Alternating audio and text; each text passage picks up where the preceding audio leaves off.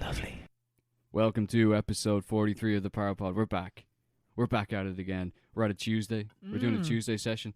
It's kind of season 2 of the Parapod. It's kind of a reboot. Yeah, we had a little break during the week. Little break. Had to be done. Rescheduling. You know, there's a lot of crossed wires, but it's all been sorted out now, and it's ready to go. You know, we're ready to start steaming this train forward again. You know, Can't wait to start steamrolling. oh yeah, let's do this. What's that thing called? Like the steam is The steamroller. Is that when you like the That's- sex thing? Is it You know the thing? Or I mean, we're talking about Steamrolling. Salo, so I guess I can talk about like pooping on people. steamroller? Is that a thing? Yeah, when you poop on someone and you rub it in with your ass. I didn't know that. I think that's a thing. Maybe it's not Steamroller. called steamrolling. That's pretty funny though. Maybe I might cut that out. Steam. What a start! We're not even a minute into the podcast yet. Cut. But yeah, How you been? I've been great. Working away. Working away. You know. Glorious weather. Yeah, insane weather. Yeah. Insane weather. It's ridiculously hot. I was sitting in like a fucking. It was like a greenhouse. I was on the top level of the bus. It was like a fucking greenhouse, or it was like a car, and I was a dog, and the window was rolled up. I was like boiling hot. Yeah. But like I was drenched in sweat. But like it was worse because all day in the office they had the AC on, and I just saw it was a beautiful day. I was like, oh, I wish I was outside. But I didn't realize it was actually really warm. It was like 22 degrees outside. That's the thing, man. Do you ever notice that? Like, I forget what it feels like to be cold now because I'm hot. I want to be cold Constantly. again. I'm dying for it to be fucking autumn I and prefer winter. the cold. I prefer the cold so much. I can't sleep very well in the warmth. Yeah, man. I'm It's literally horrible. sleeping with a fucking Sleeping on top of the covers. sleep on top of the covers with a blanket. Yeah, the blanket. Yeah. We tell. It's needed. It needs to be done. It's ridiculous what the weather's like. You know, this country's a fucking joke. Leo Racker, get the finger out. Out of nowhere, it just becomes fucking boiling hot. I know it's a disgrace. Yeah, but like The worst thing as well, though, it's like today there's like no fucking clouds in the sky or whatever, but during the week it was cloudy and it was still fucking roasting. it was still steaming. Yeah, it was horrible. It was you even know? worse. I feel like because like all the heat is getting trapped. Yeah, it's worse because like you're going out and it's just uncomfortable. Mm. But you're not even getting a tan. You know when it's No. like really hot and you're out, you're like, oh, I'm gonna get a nice color. Yeah, there's nothing pleasant about sitting in a fucking field when it's cloudy, but it's still roasting. Yeah, exactly. It's pointless. You don't feel like you're getting the benefits of it. Yeah, and yeah, during the week was just uncomfortable. But like the weekends it's funny how the weekends are just always sunny and everyone just goes out, and then there's like the standard kind of party line. Oh my god, the young people are ruining the country and stuff like that. You know, it's like Shut up, Tony. shut the fuck up, Tony Houlihan. You know, all the lads, and they're like, Come on, T. they opened the pubs, and they're like, oh my god, people are socializing. You know, Yeah. they like. I think we're in level 3 now, isn't it?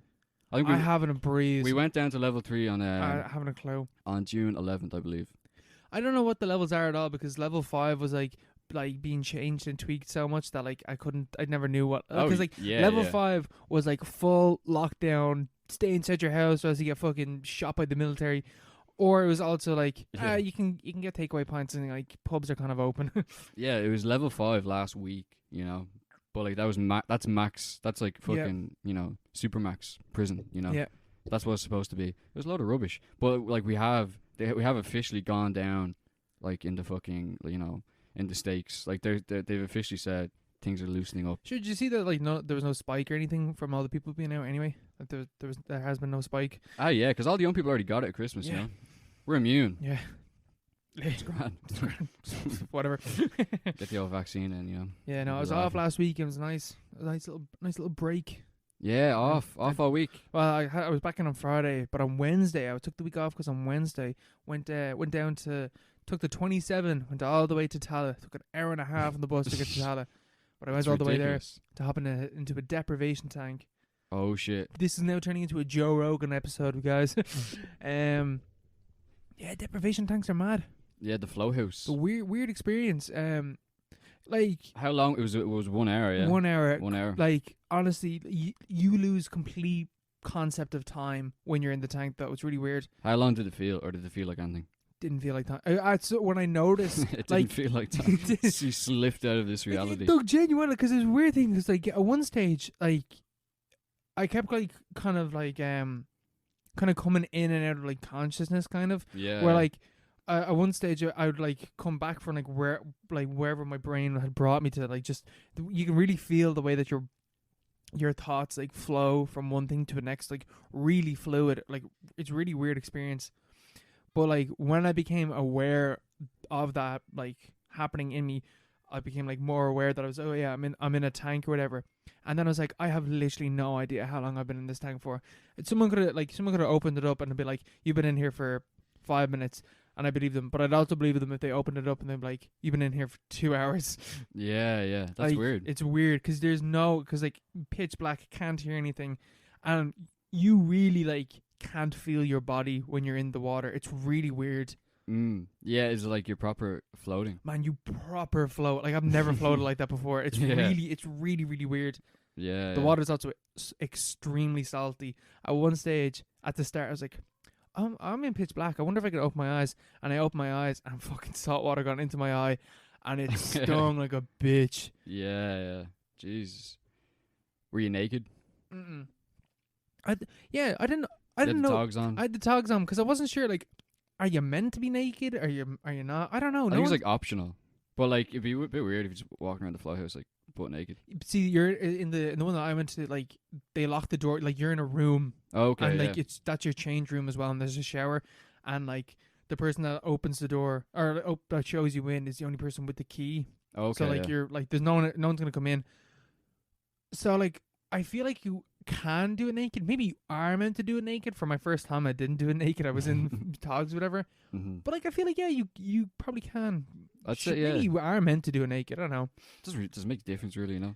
Man, I couldn't feel my togs when I was in the water, so not really. Yeah. Did you have any mad visions? No, I didn't have any visions. But like, man, I any visuals at all? No. Like I've done some psychedelics before, and I've never had really mad visuals on that either. Oh, right. So like I don't know. I think the way my brain isn't. I'm not a visual learner, so I think like thinking is like how my brain works. So I was just thinking about things. All right.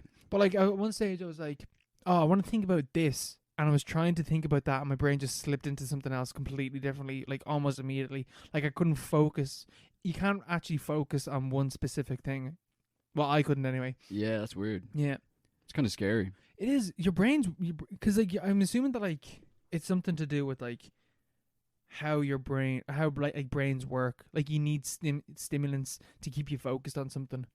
Yeah, I suppose, yeah. There's actually a gas thing, right? Because at the start, like, before you get into the tank, whatever, you have to, like, sign a waiver saying, like, I'm not, like, on any drugs before I get into this. Yeah. Because you know that some fucker would, like, take a fucking stamp of acid and wait an hour and then fucking go to the thing.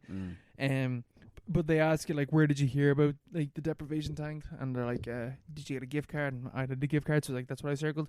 But I was reading them all, and I was like, one of them was Joe Rogan. Yeah. Like, one of the boxes. One of the boxes. That they printed out. Like, yeah, they printed out. It just said Rogan. Joe Rogan. Well, he did. He's kind of popularized it, you know. All the boys, all the states, stuff like that. It's just, yeah, I'd love to do it as well. See what it's like. It's like 60 quid for an hour as well. Yeah, it's not that bad, yeah. It's cool to have it here. Yeah. There's like 2 or 3, I think, in Dublin, isn't there? Yeah, there's a few. The one I went to, because I went to Flow House, but I'm pretty sure there's a place that, it's not Flow House. But it's some, like, spa in town. They have one. It's beside Marion Square. I think they have one. Oh, right, yeah. I can't remember what it's called, though. That'd be handy, yeah. Yeah, I have to try that out. I'd love to see what it's like, you know, just test it out. Yeah, it's definitely worth it. I would do it again. I think I'd do it, like, it's something I would kind of do regularly, but, like, 60 quid for, like, sitting in a body temperature water, you know, I mean, like, it's, you know. Couldn't you do that? Could you theoretically do it in your bath at home? I'm sure you can. That was in Stranger Things in season 1. Was it? Yeah, they had to get 11 to like really focus on her powers or whatever, so they just got they just heated up a fucking paddling pool, put blindfold onto her and just dumped in a load of salt and just tossed her into the salt. That's a shout, you know? I assume, yeah, you probably can if you have a big enough bath. Yeah. See, you don't want to be touching off the sides and stuff like that. Like, the tank is so big that you're, like, I could, like, if How big is the tank? If I stretched out my hands fully, I would have touched the sides. So, like, I noticed this thing, right, where if I had my hands flat, like, palms down in the water, I'm assuming because my thumbs was where the weight was, my hands would drift towards my body. But if I had my palms up, my hands would drift out. And if they drifted out that way, I would touch the sides. So I had to put my hands, like, I don't know how to describe this. Like my thumb, like as if I was giving someone a handshake. Yeah. I had my hands like that, and they just stay still, and that was perfect. That's class. Yeah. It was really weird. I'm assuming it's because my thumb was the weight in my hand and just drifted in and out. Yeah. That's so cool. Just like that. Yeah, just sitting like that. And man, like, you stay still as well. Yeah, I'd say so. It's cool. Yeah, I want to try that. I recommend. I would like to try. It's also like forced meditation as well. Yeah, that's the thing. See, if you do that regularly, you could probably get somewhere, you know. Like, if you had the fucking CIA funding you the entire time, like, every day you're hopping in there, and you could probably, like, you know, get some cool things sorted out. Or maybe you go crazy or something, you know. Yeah, maybe. Does Joe Rogan do that often? Is that, like, he probably has one in his gaff or something? I assume he has one in his gaff. Yeah. Because, like, it's not, like, if you had a big gaff, if you had, I think, right, if you had, like a 4-bedroom house or something, and you just converted one of the rooms to have this in, like, you could do it. Now, I don't know, you need, like, this thing needs to be filtered and stuff like that. Like, there's this, like, it needs a filtration system and stuff like that, so it's obviously mad expensive. But theoretically, if you had the space to do it, you could do it. And you wouldn't need, like, a massive space for it. So, like, I assume if you were rich enough, you could definitely have one. Have one in the shed or something. Like, you know, where people get pools in the back garden. Yeah, just get one of those. Maybe our generation, people have deprivation tanks underground or something like that in their sheds. It's like you coming over for the DT party. Yeah.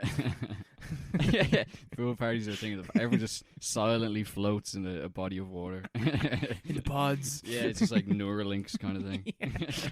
You just imagine having a good time. It's like everyone just visualize having a good time, man. The Corona's gotten 10 times worse. It's the only way you can party now.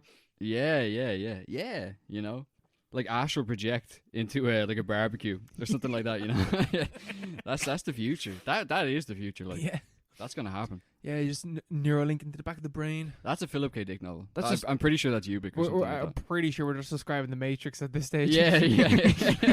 That's just the Matrix. Yeah. But yeah, what have you been watching this week? Have you been on to films much? I've been on to a few films. I finished off the Rob Zombie buzz. Yeah, the Rob Zombie series coming to an end. Lords of Salem, is it? It is. Lords of Salem. Any good? What's the verdict? No. But this is the one we're building up to. Yeah, I know. Oh man, I'm so disappointed. No. Oh, all right. So I was watching Lords of Salem, and I was like, okay, this is different. This is very different from everything else that Rob Zombie's ever done. It's not like Texas Chainsaw, Hills Have Eyes, you know, Hicks killing people kind of thing. This is witches.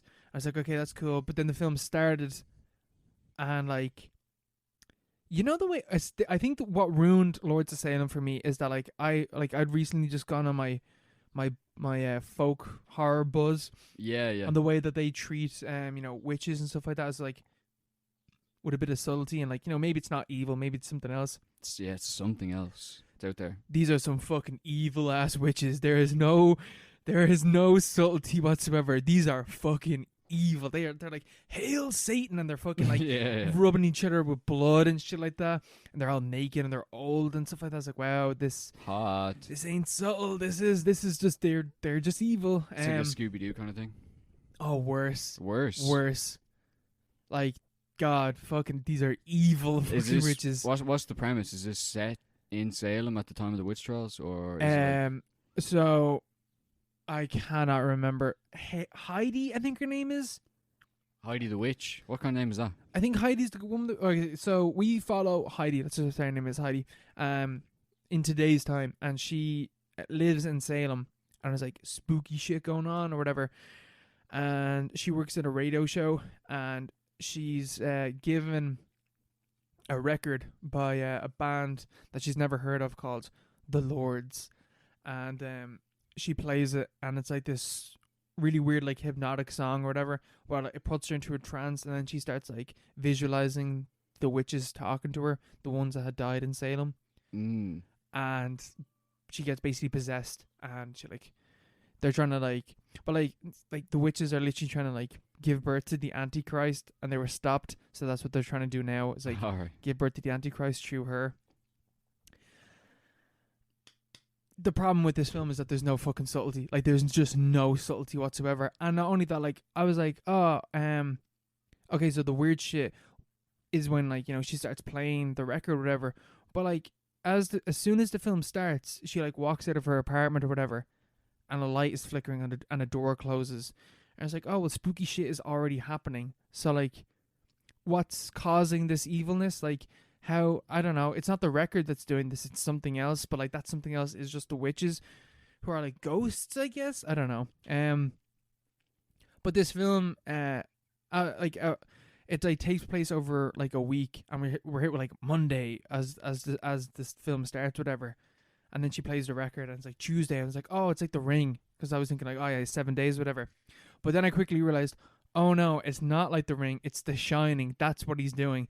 This is him trying to do like a Shining kind of film. Oh, it's like the intertitles. Yes.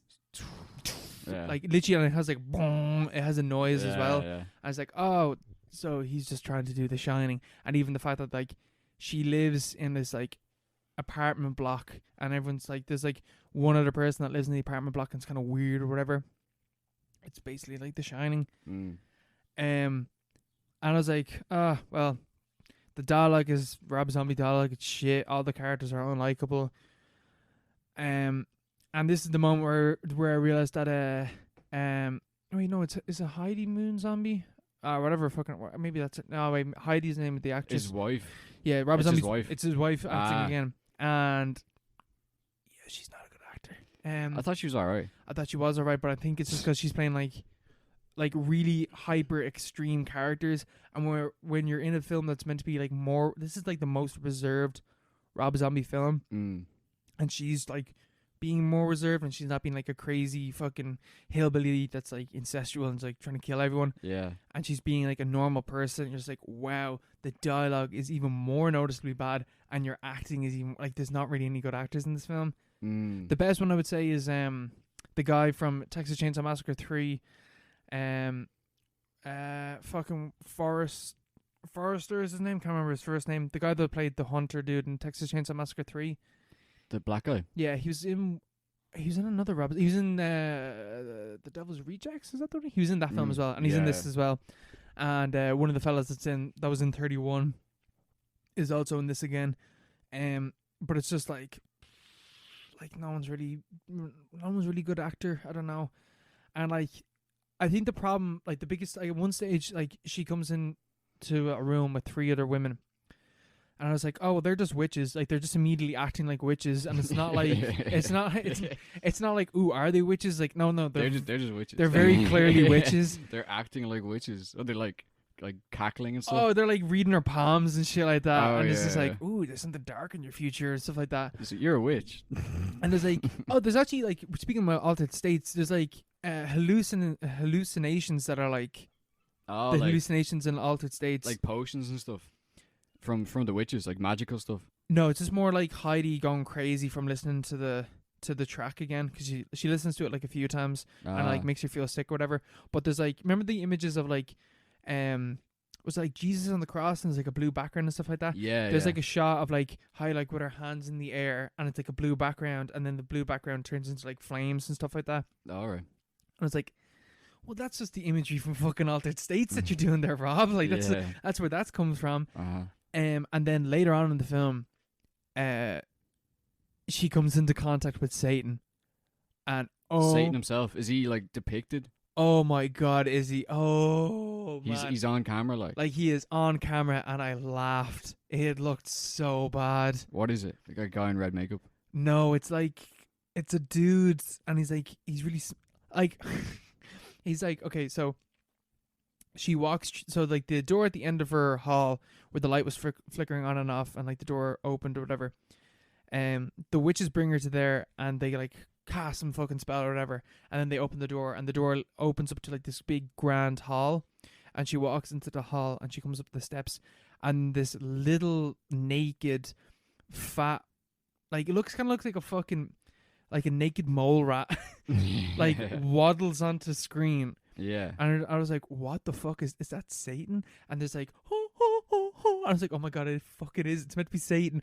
And then these 2 tentacles come blasting out at like Heidi or whatever.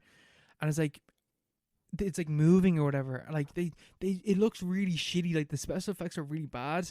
And like she's like holding on to them. She's like, ah. like that with him. And I was is it played serious or played straight? I think it is, because like everything, like nothing in this film, it's not like, this is the most reserved, most serious one of his films, and like, and Satan's a little mole rat. And all right. So after that, so I laughed at that, and then later on in the film, I think afterwards she like wakes up and it's like, oh, it's just a dream, whatever, and she falls back asleep. But then like in her room, like this is like a shot of the side of her room, and then out waddles onto the screen fucking Satan, and he just stands there looking at her, and I was like, oh my god, he's really small, like he's the size of her fucking bedside table. Oh god, like he's actually like a small person, like. Is he like Vern Troyer or something like that? I don't know. Is it like, I imagine, I actually say what it is it might be the little person from 31 and from 3 from Hell. It could be that actor. I don't know. It was fucking gas though, because like he like waddles because he's in this weird fucking suit that he can't like move his knees or anything. Yeah. It looked fucking shit. It was really fucking funny. When was this released? 20 something? 2013, 2012? 2013, 2012. Like what? Rob. Man, it's it was bad. Robin, what you at? And then like, then at the end, like there's no like thing going on. There's no like subtext or anything that's going on. It's literally just Satan, and it's just fucking witches trying to give birth to Satan or whatever. There's no subtlety again. Like I keep saying that, but like that's kind of my biggest problem with these Rob Zombie films, is that there's just no subtlety whatsoever. And I feel like in horror you kind of need a bit of subtlety. Yeah, that's him. What? It's like, that looks like the chicken I had earlier. Yeah, man. It looks like a roast chicken. It looks like a roast chicken. He's walls on the screen, and he's supposed to be Satan, the Prince of Darkness. Prince Satan himself. Hail Satan! Is that his dick? Oh, you don't even see that in the film. Well, right. Oh, jeez, yeah. I guess that is his dick. He's got a massive foreskin. He's got 3 foreskins. It looks like. But then later on, right. So basically, like the witches achieve their goal, and Heidi ends up giving birth to the Antichrist. And like, you know the way in like some films, like the Antichrist or whatever would look like a human. Yeah, you'd assume, because Christ was a human. This fucking thing looks like a fucking cockroach, and like, it looks like it's got tentacles and shit. And it's like, it looks like Zoidberg or something like that. Yeah. And it's like, Zoidberg is the Antichrist. I'm just like, what the fuck? What is this? It's just a monster. Like, there's nothing scary about that. It's just a fucking weird tiny monster that all these like. And then the film just ends, and it's like, great, cool. The Antichrist. So everything. So they like the bad guys win. Yeah. And the witches summon Satan. Yeah. And he gets the Antichrist involved. Yeah. And the Antichrist is like Zoidberg. Yeah, it looks like woo woo woo woo. No, it kind of looks like a prawn or something like that. Yeah. That's weird. And the film ended, and I was like, what was the point in that? Like, what? Like, what? Because, like, this film is so different to every one of your films. And I'm just like, why the fuck did you make this film? Yeah. Rob, like, I don't know. This guy just seems like such a, like hit and miss. You know? He's like, he just sort of, like... Well, the only thing is that now... does what he wants, to, like, an extreme extent. Now it's official. His first 2 films are, like, pretty good. Everything else is, like, a 2-star or 1-star film. Everything else. Everything else is shite. Oh, my God. Well, it was a good journey. Yeah, you know. I'm glad it's over. Fucking hell! What a roller coaster. Well, like, it was like 9 films, and I liked 2 of them. Yeah, he's still young though. He's coming out with a new film. Yeah, it's like crowdfunded, isn't it? No. It's the Munsters. They're like the TV family. Yeah, the TV family. Really? He's doing an adaptation of that. I feel like I don't think I've ever even seen a Rob Zombie film, but I feel like you would be good at that. That's my... See, I was like, I think he could do it. I think this is the one. I think he could do that. Because, like Eddie Munster and all. Yeah. Like, he could do it in, like, black and white and different styles and stuff. That could be cool. And especially because, like, he's got such a love for, like, old horror films and stuff like that. He could do it. Yeah, I feel like he could do that. Is that, like, a studio kind of thing? I don't know. I just saw that he was doing it. I assume that'd be studio. I feel like, a remake of the Munsters. Maybe it's basically the Addams Family, so. Yeah, pretty much. Yeah, maybe that's his like redemption arc, you know. It's like 9 bad films, and then he makes, or was it 7 bad films? He's like, he's such a promising start. 7 bad films, but you have to keep the faith, you know? Yeah. It just goes to show you have to keep the faith. Yeah. No matter how many bad films someone makes, like, maybe the next one will be good. Yeah, see, that's the thing. It's like the new Texas Chainsaw movie, probably going to be bad. I'm definitely going to see that. Yeah, you have to keep the hope up, you know, keep the faith. You know, sometimes it pulls off. Sometimes it doesn't. Yeah, most of the time it doesn't, but like maybe it will. You know, have to keep the faith. You just never be excited about any films, and then you'll never be disappointed. That's the thing. Never be excited. You know, never be excited.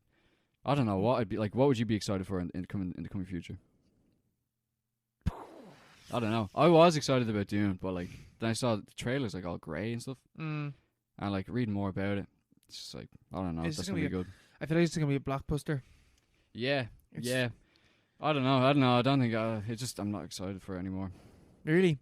I haven't looked that much about Dune, so I don't know. I just feel like it's just gonna be a big action film. It's gonna be a visual spectacle, and that's. What's your man Dennis Villeneuve? Yeah, no, but Villeneuve, whatever. Yeah, whatever his name is, the French guy. But like he did Blade. Like I haven't seen Blade Runner yet. Blade Runner 24 or Blade Runner 1, like. No, 2049. 2049. You should watch that. Yeah, no, I should. You'd like that. It's a bit boring though. It's a bit boring. Yeah, I think this is a film to kind of like so long, just to watch and just chill out to. Nearly fell asleep in the cinema, but it's a good film. Like yeah, it's just long and it's extremely spectacle long. films. Yeah, yeah. I feel like he can't do that with Dune though, because Dune is set in a desert, and it's not like neon weird world or anything like that. Like you can't do it. Well, you know what I mean, like Blade Runner, he's got like the purples and stuff like that. He's not going to be able to do that with this film, will he? It's going to be greys and oranges. Think maybe, yeah, that's the thing. There's no orange at all. Like you look at the trailer, it's all grey. What's that about? So you're on a desert planet, and it's like it's supposed to be about spice and stuff like that. Everything's grey for some reason. I don't know. Maybe he'll like color correct that or whatever. I know Mad Max was made way more colorful between the first trailer and when it was actually released. You know, so maybe they'll correct that. But sure, it all remains to be seen. I watched I knocked on bits of Mad Max last week, the black and white version. It looks really good. The contrast, the blacks and the whites, and really good, man. Honestly, and the greys. Yeah. Black and white films, you know, they can look nice. Yeah, because like it was all storyboarded, wasn't it? Yeah. You know, like there's no real script, so obviously you wouldn't really color in the storyboard, but it would at least need to work in black and white and just like outlines and stuff like that. So like, maybe that's the best way to make a visual story. Yeah, but some of the shots that I wouldn't really care about that were in color looked like the tone looked really nice in black and white, and the outlines of the figures and stuff like that. So maybe I might watch that film again in like, I don't know, a month or two. I'm watching black and white. Yeah, that's on Amazon, isn't it? Yeah, so weird. Yeah, it is weird, isn't it? Very strange. What you been watching this week? I'm watching actually I haven't watched it all or much at all. You know, it's been a busy week. Yeah, but busy in the office. Yeah. But I watched Tremors. Ever watched Tremors? No, I've been really meaning to though. Oh yeah. Tremors, it's rocking good fun. You know. Yeah, I've heard it's good fun. I used to love Tremors, but like I really loved.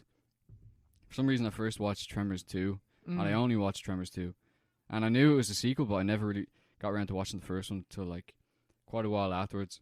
I didn't like the first one that much, and the sequel. Does that have Kevin Bacon in it or something? Yeah. Kevin Bacon's in the first one. But yeah, I rewatched the original, like Tremors with Kevin Bacon and Fred Ward. That's pretty good. Like it's pretty good. It's not amazing, you know. But like fun. I just watched it because I was like, because I remember the sequel, Tremors 2 Aftershocks. It's so good. It's just like cheesy, like action sort of stuff. And it's like set in like, you know, the West. Kevin Bacon's not in the second one though, but it's just about like these worms and they're underground. Well, no, are they dune worms? The first one, yeah, kind of. They're like small versions of that. The first one is basically like a cryptic kind of story where they're out in like the fucking, you know, Texas or something like that, and it's Kevin Bacon and Fred Ward, and they're driving around. They're two like sort of misfits, and they're rogues, and like they can't be held down by any women or whatever, any jobs, and they come across this weird town where like there's a geography student who's the love interest for Kevin Bacon, and she's like doing seismographic readings of the area for her thesis or something like that, and she's getting all these weird readings, and she thinks it's like the oil wells, and eventually comes up that it's not oil wells, it's actually gigantic worms under the ground which are big worm tunneling around and like making noises and throwing off all the instruments, and they're causing havoc in the farmland and like the infrastructure, and like, they go into shops and stuff like that. It's but like the whole thing is like if you step on the ground, they can hear you. They know where you are because they're worms. You know, worms know, but they're huge. Yeah, they're like it's like Jaws but on land. I'm pretty sure that's like the DVD title. Pretty sure that is. Yeah. Jaws on land. It's like Jaws on land. Like nowhere is safe. Yeah, I don't know. It's all right. The first one was pretty good. You should give it a go. Like, I think you'd like. It's just cheesy, you know, decent action. Am I stupid, or is there like an Irish connection or something to Tremors? To Tremors? Yeah. I don't know. Is there? I don't know why. I think I've heard that before somewhere, or I might have imagined that. Tremors. Well, like maybe like the Lambton Worm. That was a Bram Stoker story, but it's like an English legend. Maybe that's what it is. Because that was that was where like you know even like the big bullworm from SpongeBob. Yeah. It's all based on the Lambton Worm, I think. Maybe that's what it is. This massive worm which just like terrorizes the town. Yeah. I don't know like how they come up with that. Like it was the English countryside. Like that's an actual folklore tale. Oh, because the worms everywhere, bro. And they're like, what if that was really big? Yeah, man. What if that was big? Yeah. It was like just the lads from the field in England doing shrooms. They're like, bro, what if worms are big? And just like everyone's like mad spooked by that. It's like, oh, that'd be really scary because they're really gross. I fucking hate worms. Yeah, but like the ones in Tremors are like carnivorous and stuff, and they have like, it's like, you know, do they have eyes and shit? No, they have no eyes. It's all practical effects as well. Really? Okay. Yeah, it's like Jaws in that way. The second one is different. Like it does have practical effects as well, but in the second one is sort of about how they've evolved. You know, it's about the worms have evolved because there's like you know, evolutionary pressure from the fact that Kevin Bacon has been kicking ass for the past few years, hunting them down. And there's the other guy, I can't remember his name. He's really good. He has a mustache, and he goes around hunting the worms. And he's like he's in pretty much every Tremors film, I think. He's like their version. Like 5 of them as well, isn't there? There's like 9 of them. There's so many of them. There was. I remember I didn't watch any of them really. I don't think. I think I watched Tremors 3. But I remember I was skipping through the channels one day, and I went past like film 4 or something like that, and I had like Tremors 9. Like I don't know. It was about like the end. Yeah, the end. But it was about It's set in the 1880s. It was about like Tremors before. It was like it was trains. It was like steam trains and stuff like that. And it was the guy, the original hunter from the first film with the mustache. He's in all of them, you know. And he showed up again in like the one. He's like back in the day. It's like his grandfather or something like That's that. gas. But it's just like it went on way too long, obviously. But the second one's about them evolving and they grow legs. But obviously that has to be CGI, and CGI is so bad. Yeah, I can imagine. So bad, you know. Because it's straight to DVD job. That's why I was surprised when you said that it was practical effects for Tremors 1, because I thought it was just going to be really shitty CGI. No. It was like early 90s, I believe. So You're the second person I'm pretty sure Liam or something said to me, like, you should watch Tremors, you'd really like Tremors. Yeah, I think you like Tremors, yeah. I think the first two are worth a watch, for sure, anyway. I have, like, I remember, like, the cover and stuff like that. Yeah, the cover is good. Yeah, the cover is very good. That was an Extravision staple back in the day. Yeah, no, it is. Back in the day. Maybe that's why I think it has an Irish connection, because it is associated with Extravision. Yeah. Maybe that's why. Remember King Kong? King Kong 2005? Yeah. Remember the big worms in that? Yeah. That fucked me up when I saw that as a kid. I remember I saw it in cinemas and I was so scared. I was so scared. It was 2005. Terrifying. I was 7 years old. I was 6. I was way too young for that. Yeah, I remember the scene with like the natives. And that fucked me up as well. They're all going crazy. I don't know why, but I found it like obviously it's terrifying, but I don't know why it's terrifying. They're all just like, and they start talking in random. I remember them fucking holding that dude and they just bashed his head up against her. Oh, fuck they bashed his head in. But the worm fucked me up. There was something I think that's the first time that I felt like it's like a claustrophobic feeling or something. I was like, there's no. Like, because they grab onto his legs, grab onto each one of his legs and his arm, and then his other arm is like, he's fucked, like, there's no escaping, and then one just clamps down on top of his head, and he's still alive, and it's like, he's moving, and stuff, and he gets pulled down. There's something really scary about that. Yeah, I think that was like Andy Serkis' character and stuff. It was, yeah. Yeah. Fucking hell, that was a fucking... That film, yeah. That film had a lot going for it. I actually kind of liked that film. I kind of like that film. It's too long. It's like 3 hours, but like... Yeah, it is. It's mad long, isn't it? It's like an hour before they even get to the fucking island as well, I'm pretty sure. Yeah, but I suppose like we didn't know King Kong when we saw that. No, that's no our idea. First experience. Monkey! I was just like, the big monkey. You know, this is crazy, you know, because when he goes on his rampage through New York and it's like... I didn't get at the end... like I was like, what the fuck is this? He falls off the building. Yeah. And Jack Black, I think, is like, beauty killed the beast. I was like, that's the worst ending ever. Yeah, I didn't get it at all. I was like, I'm what pretty the sure I fuck's cried after it.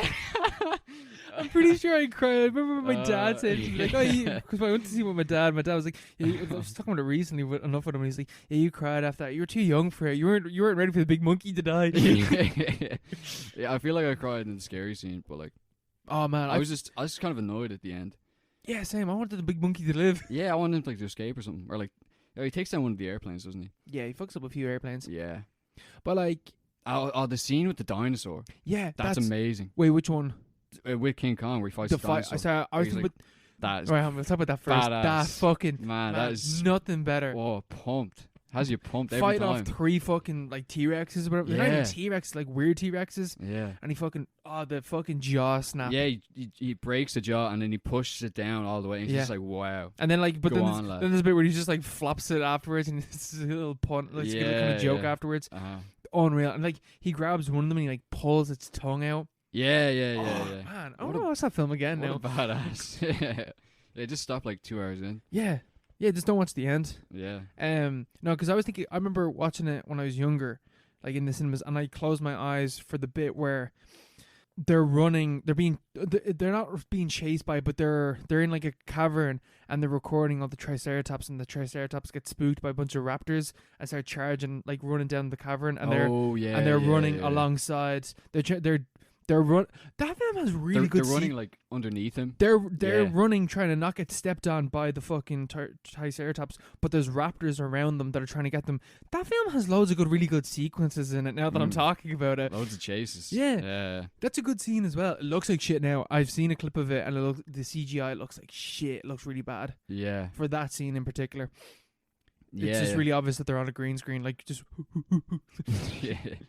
No, that film is kind of underrated. I haven't watched it in like 10 years. I remember the PSP game used to be class as well. Though I like rage quit halfway in because I just didn't understand what was going on. You know. I remember playing that on like a computer, and just like I have no idea what to do, and I was terrified because a big fucking T-Rex kept fucking me up. Yeah, it was a scary game as well. Like it's so like darkly lit. There's like spiders everywhere and stuff. I don't think I ever got to the stage where we got to play as King Kong either, though. I don't think I did. Didn't even know that was a thing. Yeah, you play as like Jack. Is that the main character? Yeah, like Adrian Brody. Yeah, I think that's his name. And then you play as King Kong as well. Yeah, I remember playing as Adrian Brody. King Kong, monkey. I saw a fucking gas like Twitter. It was like a meme or whatever, and it's like fucking Godzilla, and it's like I'm literally a walking nuclear power plant. What can you do? And it's like a derpy like gorilla. It's like monkey. Monkey. Monkey with an E is just so fucking funny. Yeah. Monkey. Yeah. I love it. I love King Kong. Tell you what I also love. Yeah. Wait, what is this? Is this like the classic M? The classic M. Okay, yeah. The Fritz Lang film M. Fritz Lang. It's one of the great German expressionist films. Aye. You know, we haven't got on to our theme yet of this episode. We kind of been fucking around, but the second half is where the theme comes in, guys. Don't we? After the break, we got a theme. Yeah, around 50 minutes. I watched this because it was on Mubi, and I've been wanting to watch it for a while. And I was like, we're gonna be talking about fascism later on today, so why not look at the German expressionist film M? M is amazing. M is like really, really good. It holds up like amazingly well. There's a shot in the film where I'm gonna pull up my phone for you so I can show it to you. Where so basically M is about a child murderer, and he's after killing like 3 or 4 or 5 kids, whatever. But he causes like a state of panic throughout Germany because they're like, who the fuck is this dude? We can't find him. There's no clues. We're like, how do we find this guy and like stop him? And it's causing a panic throughout the entire town. And there's a shot where we're at the one of the murder scenes or murder sites, whatever. And it's like a cottage or some shit, whatever. And then the police are showing like how far they're searching. So like, I don't understand. I assume what they did was that they superimposed a shot of the cottage and then superimposed on top of a map, because what they have is that, right? All right. It looks like Google Maps. Yeah. So it's like an actual visual of a cottage and like the bushes, whatever around it, but it's superimposed on top of a map, and like all the roads from the cottage also lead into the map, and then they're drawing spirals on top of the map to show like how far they're going. And I was just looking, I was like, how the fuck did they do that? It was really impressive. Yeah, how did they do that? And there's loads of stuff like that, like the use of shadows. You know, it's German expressionism, the use of shadows. Yeah. There's a really famous shot of this little girl, and then just the shadow of the killer just looms over her. Yeah. And it's fucking creepy, man. He's really fucking creepy. Is he M? Yeah, well, the M is someone sees him. So basically what happens, the police can't find him, and then the criminal underworld are like, he's fucking us up because the police keep raiding us trying to find this fucker. Let's take matters into our own hands. Get all the beggars and the poor people out.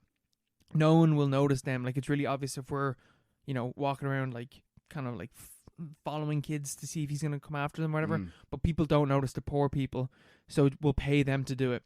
And one blind dude has right. So okay. So I just want to one little side point. This film 100% inspired Night of the Hunter, where the murderer in this does a little whistle the same way that like he does like leaning in the everlasting arms. Yeah, like he does like a little whistle. It's like God, it's like a fucking tune that you'd recognize. I can't remember what the tune is. Something that we'd all know. But I can't remember it off the top of my head. But anyway, a blind dude had heard him do that, and he's like, "Oh, he's the murderer." Chase after him. He says it to someone else, and the guy like puts chalk in his hand and like walks up behind him and slaps an M on the back of his hand to say murderer. Yeah. So that other people know who he is, whatever. The guy that plays, I can't remember the murderer's name, but like we'll just call him M. Like, there's a scene at the end where he's caught by like the criminal underworld, and they're just like, "We'll try you, but like, you're fucking guilty and we're gonna murder you." And he like pleads for them not to murder him. He's like, "I can't help it, I'm sick, you need to bring me to a doctor and lock me away because like I can't stop this." And like the ability of the film to like take this like pedophilic murderous piece of shit who like you despise all the way up through the film, and you're wanting him to fucking die, and then in one scene, purely because of the actor's performance, you're just like, you feel sympathy for him. Yeah. And it's like, how the fuck did you do? Like, how do you do that? And like the way he's pleading, like, "Please don't," like he's like, "Mercy, mercy," whatever. Like the performance is amazing. Yeah. And like the way it's shot, like this is Fritz Lang's first talkie. Yeah, is it like any intertitles, or is it like does it just play like a normal film? It's just a normal film. It's really? The talking and whatever, and like very little use of dialogue. Like he when he uses dialogue, it matters because he's used to silent films. So most of it is just like the silence, and like you're just seeing whatever's happening. But like 1931, you know, Nazis are a thing in Germany. Like they're on the rise, and this film is directly talking about that. Apparently, where like Fritz Lang was. I think, for me, what he was doing was the child murderer kind of symbolizes like a lot of different things, but one of them is like the authorities' like inability to stop the rise of the Nazis and allowing this to continue to happening purely because they're fucking incompetence. Like this child murderer is going about, and the police and the politicians like, "I don't know how the fuck do we catch him? Like we're trying really hard, but like you're still not sorting out this fucking child murderer who's going about and killing kids." Another side of it is like a warning to parents to like watch your children and make sure they're not, you know, taken away from this murder or whatever. But like, you know, it's indoctrinated by the Nazis, and then also like the people, because the people get like fucking like, what's the word, riled up to like find this dude and kill him. But like in a similar vein, like they're easily like the people are easily riled up by what the Nazis are telling them. And stuff like that. So like I think like the murderer is like symbolizes a couple of different things, but then also is his own thing, a separate besides all those things, where like at the end you have that scene where he's pleading for like, you know, for mercy or whatever. But like the ending scene is like these three mothers whose children were killed by him, and she's like, "Well, what is this gonna do for us? Like, take care of your kids." Like she literally like looks at the cameras like, "Take care of your kids." And Night of the Hunter. Yeah, but it is. Yeah. It's like Night of the Hunter. But like, Jesus Christ, like after watching this, you're like, this inspired so many things, but specifically inspired the fuck out of Night of the Hunter. Yeah. Which makes me now be like, Night of the Hunter wasn't good at all. It was though. Night of the Hunter was good, yeah. But like you know the way I feel like with American films and stuff like that, people are like, oh, this is the greatest film of all time. But this, like, Night of the Hunter is basically a remake of M, and M is better than Night of the Hunter. Yeah. It's just because like it's just because it's American. They control the world. They control the culture, you know. But Night of the Hunter is a really good film. I obviously haven't seen this. Is this like? Would you say it's better? Yeah. Better, yeah. Yeah, it's longer. It's like it's 2 hours long. Maybe it doesn't need to be 2 hours long. It's a bit slow, but like honestly, like it's entertaining all the way throughout. Yeah. And it keeps going, and there's like cool visuals and stuff like that. But like, you know that people talk about like German expressionism and how like you kind of foretold like fascism. Yeah. Like I never really got that until I saw like M, where like I was like, okay, he's obviously talking about like different things, but in general, like. Yeah, I didn't. I'm not really sure what. Because I've heard that so many times, but I've never heard about why people say that. Yeah, I feel like a lot of it is like anything. Like if Barney started in fucking 1931, they'd be like, "Oh, this is like he's Hitler," you know. Yeah. It's like anything. Yeah. Like anything could have been there, and they would be like, "This is fascism." I don't know. You said like sinister, like the sinister feel in the film or something. Yeah, I think it's like the real like aestheticization of the images and stuff like that. Like everything's shadowy. Everything's like sort of. I don't know, like subordinated to like the aesthetic level of it, which is what fascism is all about, you know. Yeah. At the end of the day, which is we'll get onto later. Yeah. But it's like I don't know. I'm actually really I'm really not sure. Even though we've read about this before. But like I've never heard like I've heard people say like, oh yeah, like it's talking about fascism, but I've never heard about like what it is actually saying. I've just heard that it is doing that. Yeah, I've only heard that like it like foretells it. Yeah. Not even that. It's like being like, oh, watch out, fascism is coming. It's more like this makes sense because of remember this. Yeah. Like stuff like that. It's part of just like fascism is very modernist thing, wasn't it? You know. Yeah. Like making things new. Something to do with aesthetics and like modernism. Yeah. It makes sense. Yeah. But sure. I was just wondering because like M made sense because of the character or whatever. Yeah. But like Dr. Caligari and stuff like that, I'm like, I don't understand how this is. Well, that's like that. like he's a somnambulist and stuff. He's a hypnotist. Oh, okay. I haven't seen Dr. Caligari, so yeah. Well, like, even then, it's like it's pretty tenuous. Yeah. For me, anyway, when I saw it, like he is a hypnotist and stuff. It's about like, like he's like, off guard and like he's dreaming and he's like, a lot of it is really like sort of stylized, but it's not like. You'd see that in the cinema today, and you'd be like, "Oh fuck, here we go again." You know? Yeah. I think a lot of it is just like sort of justifying it after the fact. Yeah. Or it's just making a connection, maybe. Because like when I watched like something like, have you seen Southland Tales yet? I haven't. I really want to watch that. You need to watch it. I read some article during the week that, I was reading about Paul Schrader, and I want to. There's like this whole thing about post cinema, and Southland Tales is one of the great post cinema works. Man, I'm telling you, like, okay, so like, when you watch Southland Tales, you're like, this film is just describing the world that we live in now. Yeah. And like a very like literal sense, like that is just a heightened like jokey version of what we live with now. Like the military being sponsored by Pepsi and stuff like that. And it's like jokes like that in the film, but like that's basically like, you know, like private companies doing that shit for them, whatever. Which makes way more sense than like German expressionism being a lead on to fascism. I feel like it's a more subtle thing, I guess, that I can't pick up on or whatever. But M is very good and everyone should watch it 100%. Yeah, I would like to do so. Movie's so good, man. We do this every episode, but fuck me. Shout out to Movie. One of these days they'll pay us. Yeah, man, I'm telling you. One of our I'm not gonna tell you how many listeners we have, but we'll eventually. Ivy. Alright. We go for break. Hello, Owen here. Just a quick little content warning because I forgot to do this when we were recording. But content warning for the next film. There'll be a timestamp below if you want to skip. We're talking about Salo. So with that, we'll be talking about sexual assault and rape and incest and torture, abuse, bad stuff. Salo's regarded as one of the most disturbing films of all time. So if I forgot something, I apologize. But if you want to skip that conversation, check the timestamps below. Okay, cool. Thanks. And we are back from the break. Lovely weather outside still. Beautiful out there. Nice little chill. before we head on into some fascism. Yeah, it's gonna get really fascist and really coprophilic soon. There's gonna be some eating shit as well. Yeah. Is that coprophagia? Coprophilia, yeah. Yeah. Coprophagia, yeah. Phagia, yeah. Whatever. What's the piss one? Is that Europhagia? I don't know. Is that something else? Europhagia. I feel like that's something else. That sounds like a dance. Yeah. Like a dance music scene. genre. Man, I fucking love some coprophagia. It's my favourite genre. Oh, yes. Eurovision this year, full of coprophagia. And the Italians are great at it.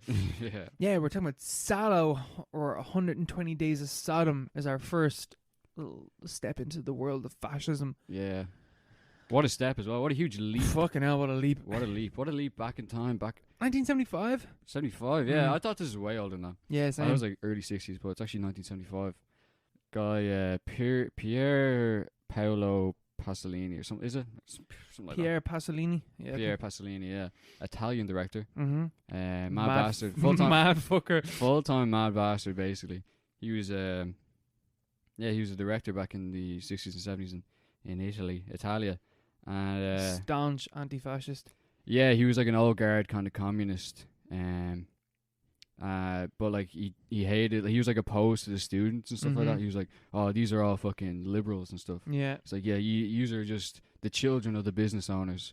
So he was like sort of like a crank. But at the same time, he was very much a dirty commie.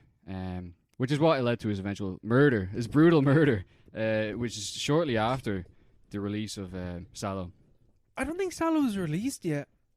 Yeah. Well, it was around. It was 1975. He was murdered in 1975. He was run over by his own car twice. Had his balls crushed, and he'd been set on fire. So it was never solved. Well, it was solved, but like they were like, "Oh, this like carjacker did it." It's like, why the fuck would a carjacker like brutally murder him as well? Yeah. It was obviously done by like maybe the mafia, but also NATO. Maybe it was also NATO or CIA. The I'm pretty sure the Italian government at that stage were like fucking basically fascist. Yeah, that's why that was one of his things. He made a big he openly criticized the Italian government and like the Christian Democrats who rule the country and still have a big play in Italian politics for their involvement with the CIA and NATO and their like sort of brutal treatment of leftist movements. Holy shit, yeah, man! I read Mark Brady's book, the Antifa. I don't want to say Antifa anymore. Antifa, handbook, and like just that book goes through like the history of like a bunch of like European countries and like the anti-fascist movements within them. Italy was fucking crazy, man. Yeah. Holy shit, like bombings, fucking riots on the street between fucking commies and fascists, like duking it out. Loads of people got murdered and stuff like that. Yeah, the years of lead. Yeah. Gladio's a really interesting operation because it's one of those things where like it was a clear conspiracy between it was a stay behind operation where the Americans only left Italy like technically with the idea that Gladio would defend against the communists afterwards, but Gladio never really left. Yeah, I don't think they ever really officially left. I'm pretty sure they're still there, but there's a whole thing like it's basically their version of the Troubles but way worse. And Pasolini was directly involved in a way, like culturally anyway. Yeah, making movies about it and stuff like that. Yeah, just on the cultural battlegrounds. He's also a huge opponent of the spectacle of a spectacular society. He hated. He was a crank in that kind of way, but also kind of ahead of his time. He hated TV. I think one of his beliefs, he wanted to abolish TV. He wanted to make TV illegal. Like television sets. Yeah, man. Was he wrong? Was he wrong? Look at the world we live in now. Look at it. Yeah, look what happened. Fucking Berlusconi. He got in off TV. Yep. Fascists. TV is fascist, which TV is kind of what fascist. Salo's about. Yeah, Salo. One of the most controversial films of all time. 1975, banned almost immediately in like most countries. Understandably. Understandably. This is like a pretty shocking movie for the time. Now, I wouldn't really, like, having seen, Martyrs, Irreversible, kind of a Holocaust, couple of films that are regarded as like the most disturbing film of all time. You've always heard about Salo, and having seen it now, you can see how it inspired a lot of those films, but in a way it's a lot better than all those films. but it's also way more metaphorical in like what it's talking about, and it's not like a torture fest. It's more like it's like an allegory. It's like a psychosexual horror film. It's fucking weird. Yeah, it's like a horror film. But it's about fascists and it's about fascism and like unveiling the true horrors and brutality and like the like subhumanness of fascism. Yeah. And he's directly talking about like his own country's past, but also his country's present, because it takes place at the tail end of World War II. Basically, this group of I think there's 4 of them. There's like the Chancellor. There's so there's 4 characters: the Chancellor, the President, the Bishop, and there's one other one. The Magistrate. The Magistrate. It's like the 4 states, the 4 corners of society, and that's the whole thing with fascism. Is like class collaboration. It's where everyone comes together, theoretically, in support of like some vague idea of the nation. And Pasolini was like obviously very opposed to World War II fascism and like the early 20th century fascism, which was just very on the nose, you could say. It was like very like hands on, very like, openly racist. Yeah, they're being like, like you have to do this. This is the way things should be. Very prescriptive kind of fascism, very prescriptive kind of ideology. But he really equated like the contemporary Italian politics with fascism as well. Just like he viewed like sort of Christian democracy or like late 20th century European liberal democracy as like just kind of a mutation of fascism. Yeah.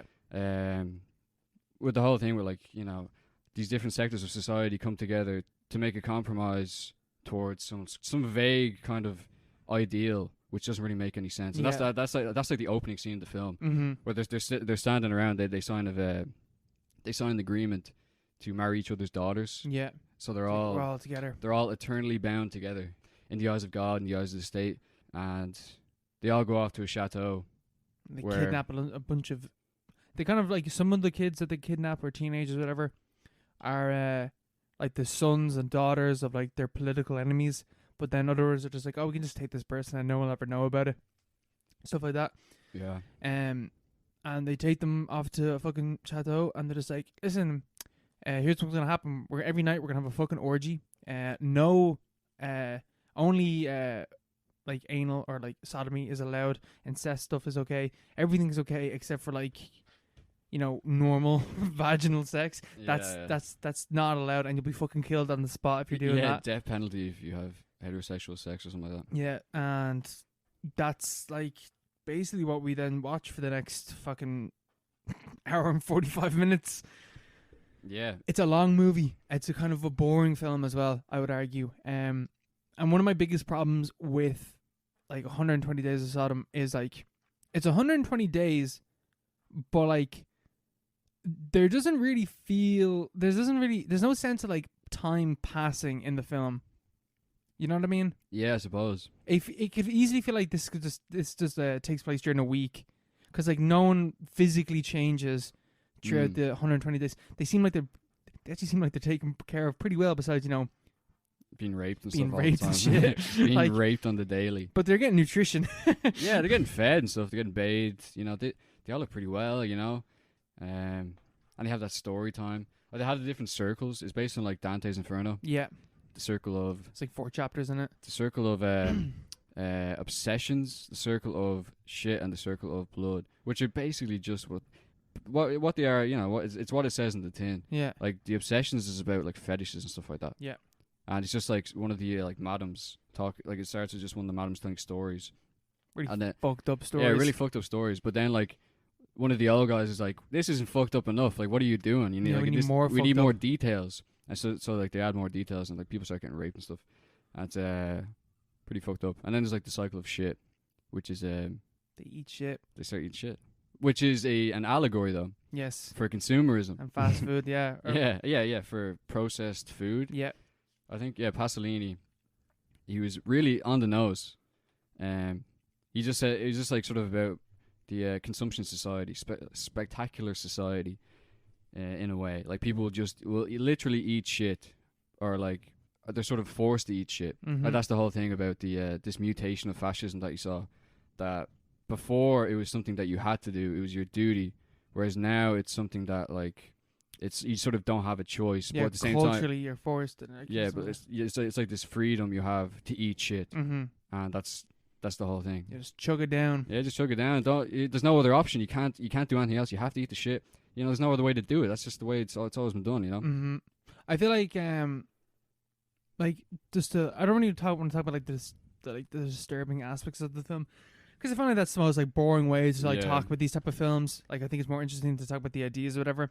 But I will say that like I didn't find the film all that disturbing or anything, except for the first time where someone is forced to eat shit, and it's like the cover of the Criterion Collection is like the girl on her hands and knees, or on her knees, and she's like crying or whatever.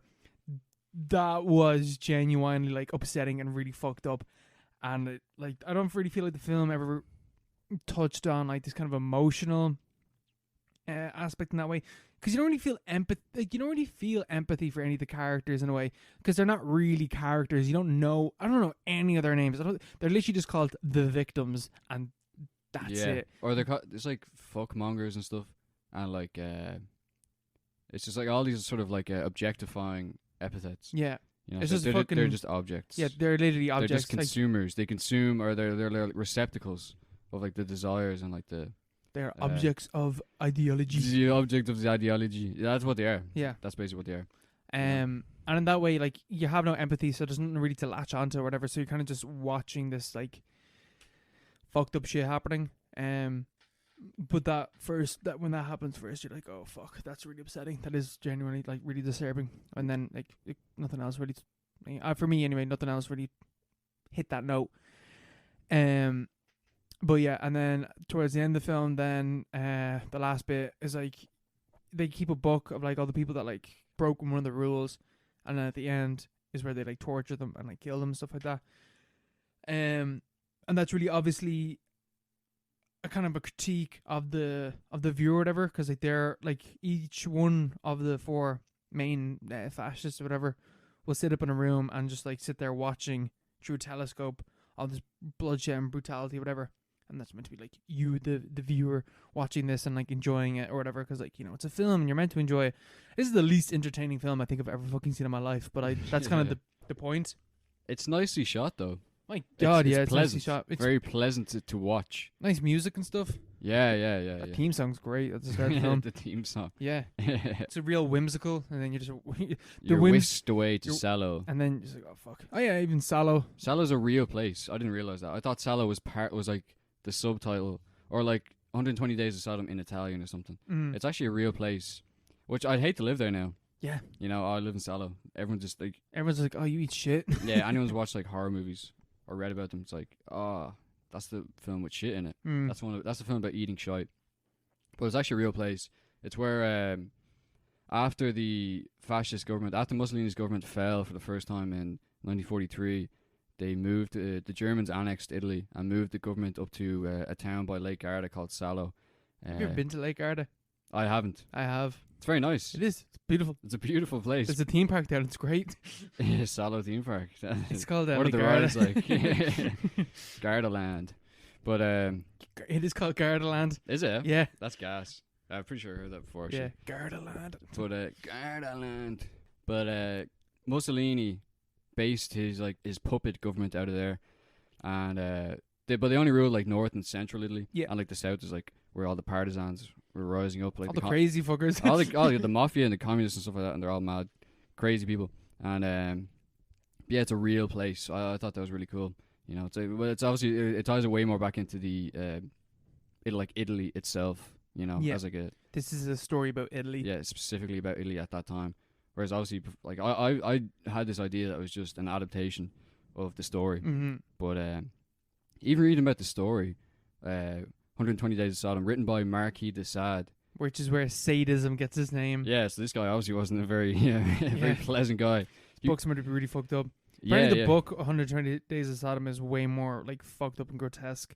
Yeah, that guy was fucking crazy. Like, he was crazy. He's like the most famous deviant of all time. Like how crazy do you have to be like that? Like he was a French guy in the 18th century, and he was like a marquis. He was like an aristocrat, and he was like top of society. But for some reason, he He was like, I don't care. I'm going to lose it all. I'm going to put everything at stake. Mm-hmm. I'm going to just like do whatever I feel like, you know. It's like Yeah. that Simpsons episode, you know. It's just he did whatever he felt like, and that included a lot of fucked up stuff.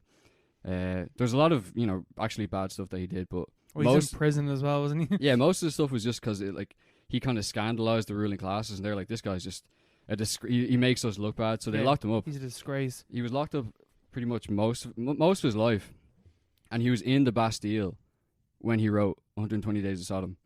And he wrote it on like little pieces of paper that he used to glue together, and then he like wound them up really tightly and like concealed them around his cell and like up his bum and stuff.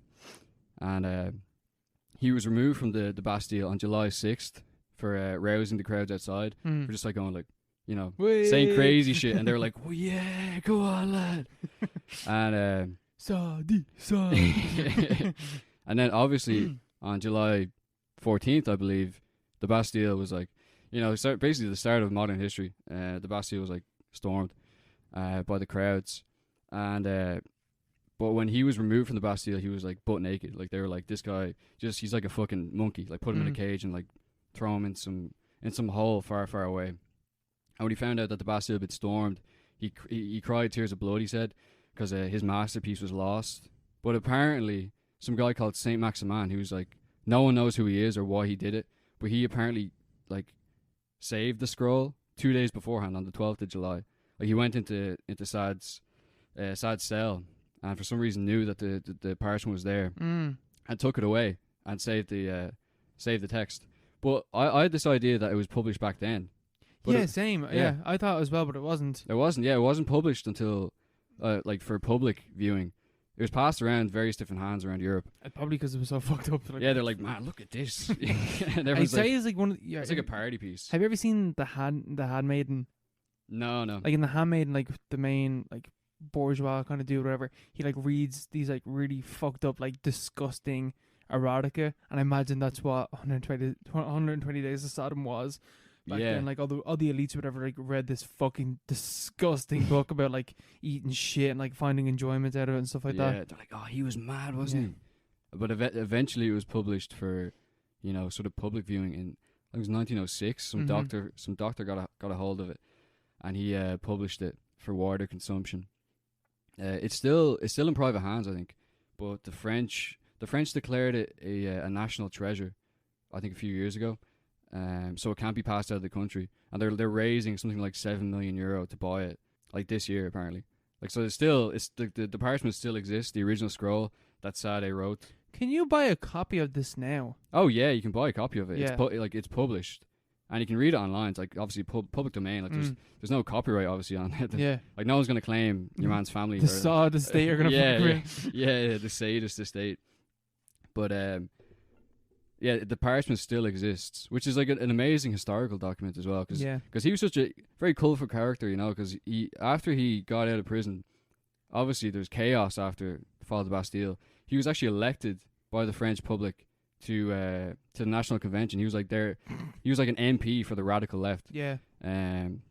He's like friends with like Jean-Paul Marat and like Robespierre and all this stuff. Yeah. He lived near Robespierre. He was just like chilling throughout the entire revolution, like this fucking aristocrat turned Republican hero who wrote the most fucked up book of all time and like basically incited, you know, the most famous riot ever, and still lives on to this day. And like all these, it's just like this famous thing, this like sort of untouchable text, that everyone knows about to some extent. Which is weird because that's what Salo also is. Salo is this like untouchable text that everyone fucking knows about. Yeah, that's the thing. And caused still lives our on. fucking riot like that. Like I don't know, it seems to be a very malleable text and can be used, because I guess it's just showing like 120 Days of Sodom is like complete human depravity. So whoever you use as your subject onto that, you are saying something about them by having them be the characters in that. So like in this, you use like the people that are doing this like heinous fucked up shit, and they're the fascists. You're therefore saying this is what fascism is and this is what it's about, and then setting it in Italy at the time is like, oh, it's about Italy, whereas back then I don't know where the original text is. It's in Germany, the Black Forest. So it's just some random forest. It's just a random forest. It's just like a It was about the nobility basically, but he was just like, oh, Picasso wrote a book about all this fucked up shit. Yeah. I don't know why he felt the need to write it. He was just crazy, you know. He was fucked up. Just probably a crazy guy. Probably on meth and shit like that, bro. yeah, I don't know. All that lead poisoning or something. Yeah. Got to his brain. But he's a funny guy anyway, and he wrote that book. And Pasolini, rest in peace. You know. R.I.P. He got done by NATO. But yeah, it's an interesting film though. It is an interesting film. You know, this was meant to be part one of a trilogy. Yeah, I read that today.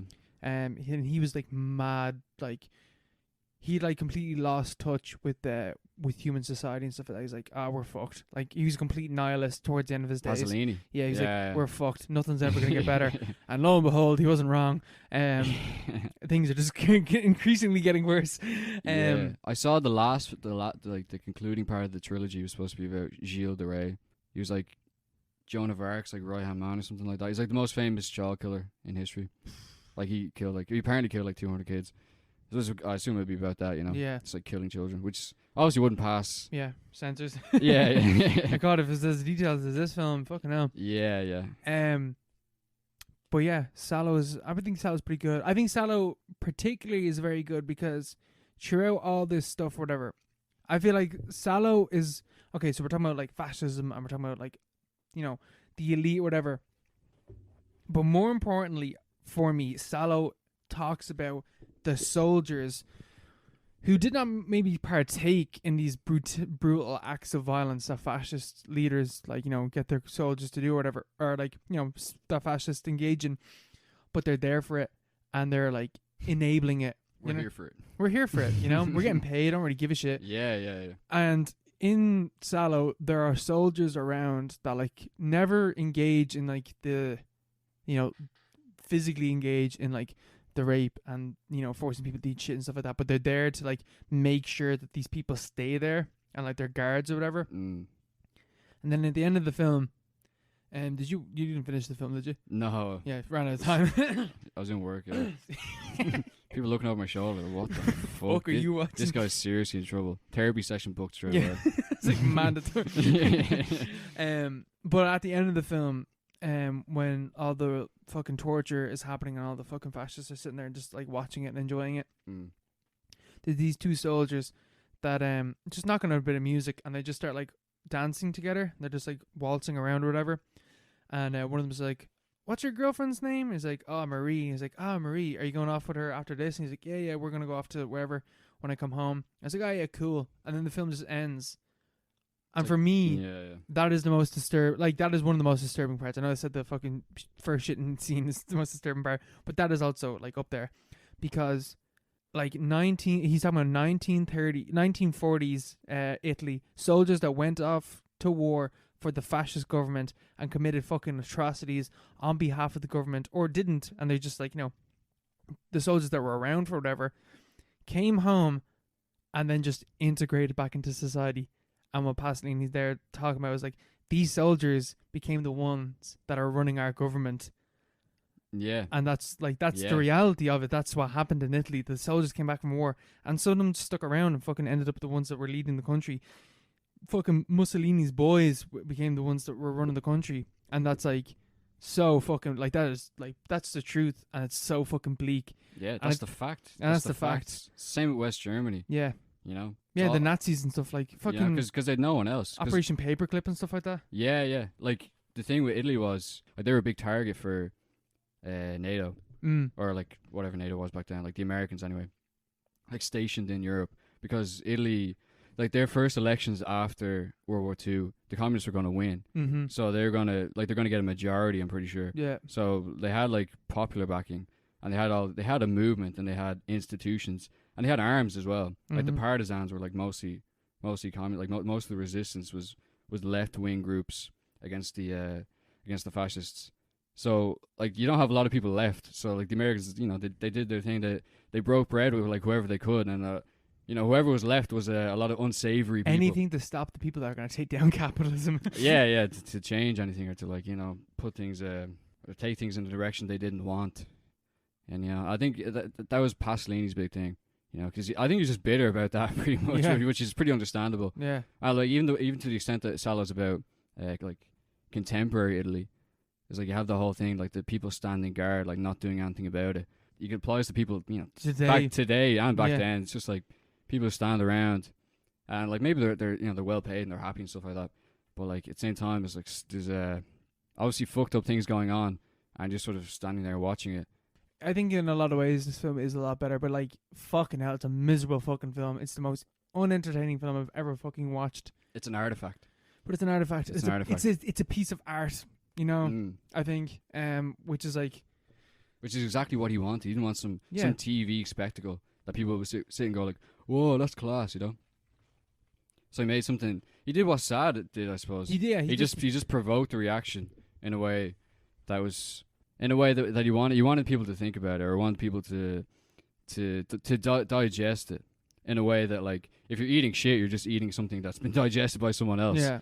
You have to digest it for yourself and have a look at Human centipede, bro. Whoa.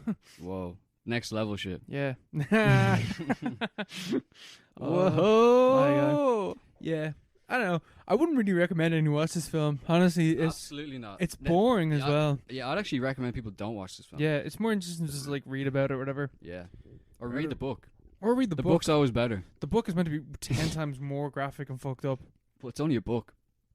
Yeah, but your brain fills in the fucking imagines it. In the holes. Because I remember lot like Sad. Well, yeah. Because I remember like hearing about Salo before and like hearing about what happens in the film, like, oh my god, that's so fucked up. But then watching, you're just like, it's not really that bad. True, yeah. Because it's like, it's a film. And like, having said that, that's not the same. I feel like it's different. Like Martyrs and like Irreversible, like hearing about that shit and watching it. For me, Irreversible, watching it was way worse than hearing about it. Yeah, that's the thing. But there is something about watching it. I don't know. Yeah, I think there is something to watching it. It's like uncomfortable. I feel like I would understand if people hate this movie as well, though. I think everyone hates this film. I feel like most people should. Yeah. I feel bad that I don't hate this film. I feel like that's the point, Yeah. I feel bad that I rated this thing 4 stars on Letterboxd. Yeah. But no, it's 4 stars in different ways. It's not just about. Yeah, it's not about entertaining. But yeah, abolish TV. Abolish TV. Abolish fucking theater. Sick of fucking silent black and white movies that are only 30 minutes long. Yeah, fuck that. Something like Patriotism. Yes. That's.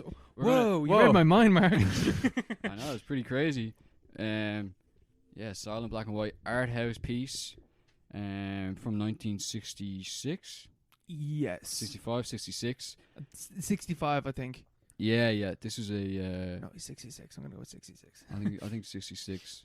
This is by little known director Yukio Mishima, and it's actually kind of a retelling of an event in Japan before the war. Yeah, but it was just before the start of the Second Sino-Japanese War when they did all that crazy shit in China, and like impaled babies and stuff like that. There was like a coup in Japan where they tried to a load of military officers had this idea. They were part of the Imperial Army and stuff like that, and they were just like radicals, like right-wing fascist radicals, and they had this idea that things weren't fucked up enough, so they're like, we need to go further. Japan is not.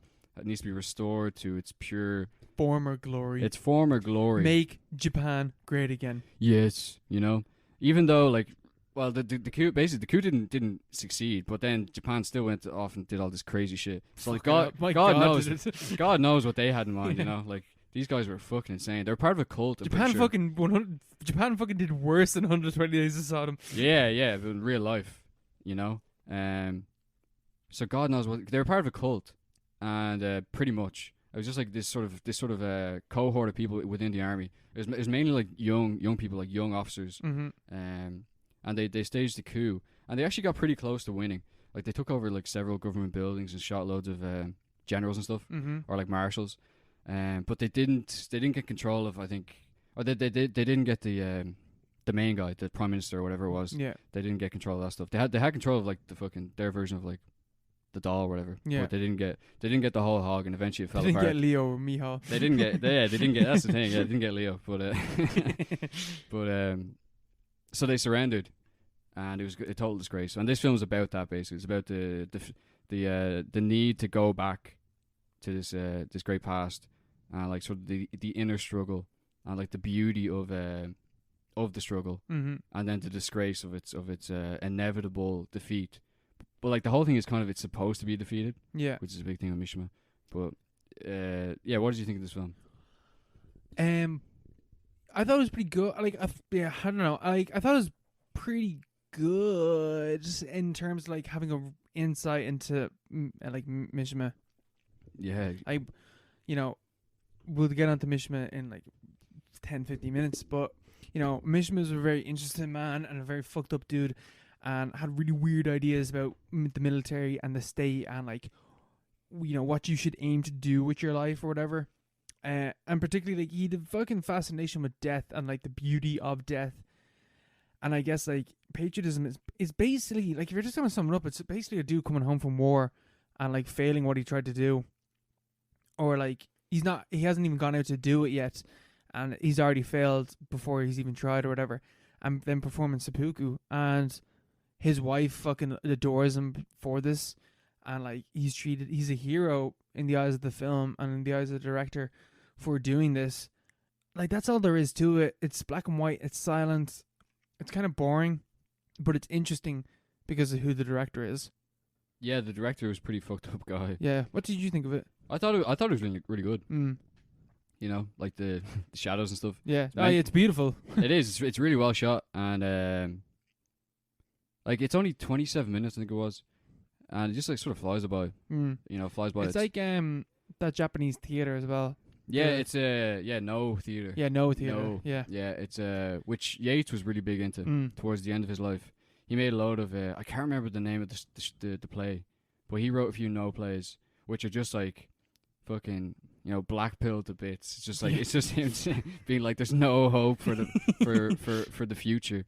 It's about like a son killing his dad and stuff like that. Remember that one? Vaguely, yeah. Yeah. I can't remember what it's called, but yeah, no, it's like Japanese No Theater is like.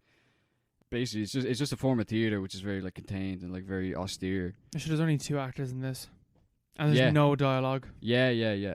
Like this, it's like loads of references to that sort of genre, which obviously Mishima was very interested in, like Japanese culture, the purity of Japanese culture. Yeah. That was his big thing, and I thought it was good, and he stars in it as well. We forgot to mention that. yeah. Yukio Mishima is also the star. He stars as the lieutenant, and then there's his wife Raiko, and she's the dutiful wife who stands by his side. She's like, "You're doing it, bro. You're doing it."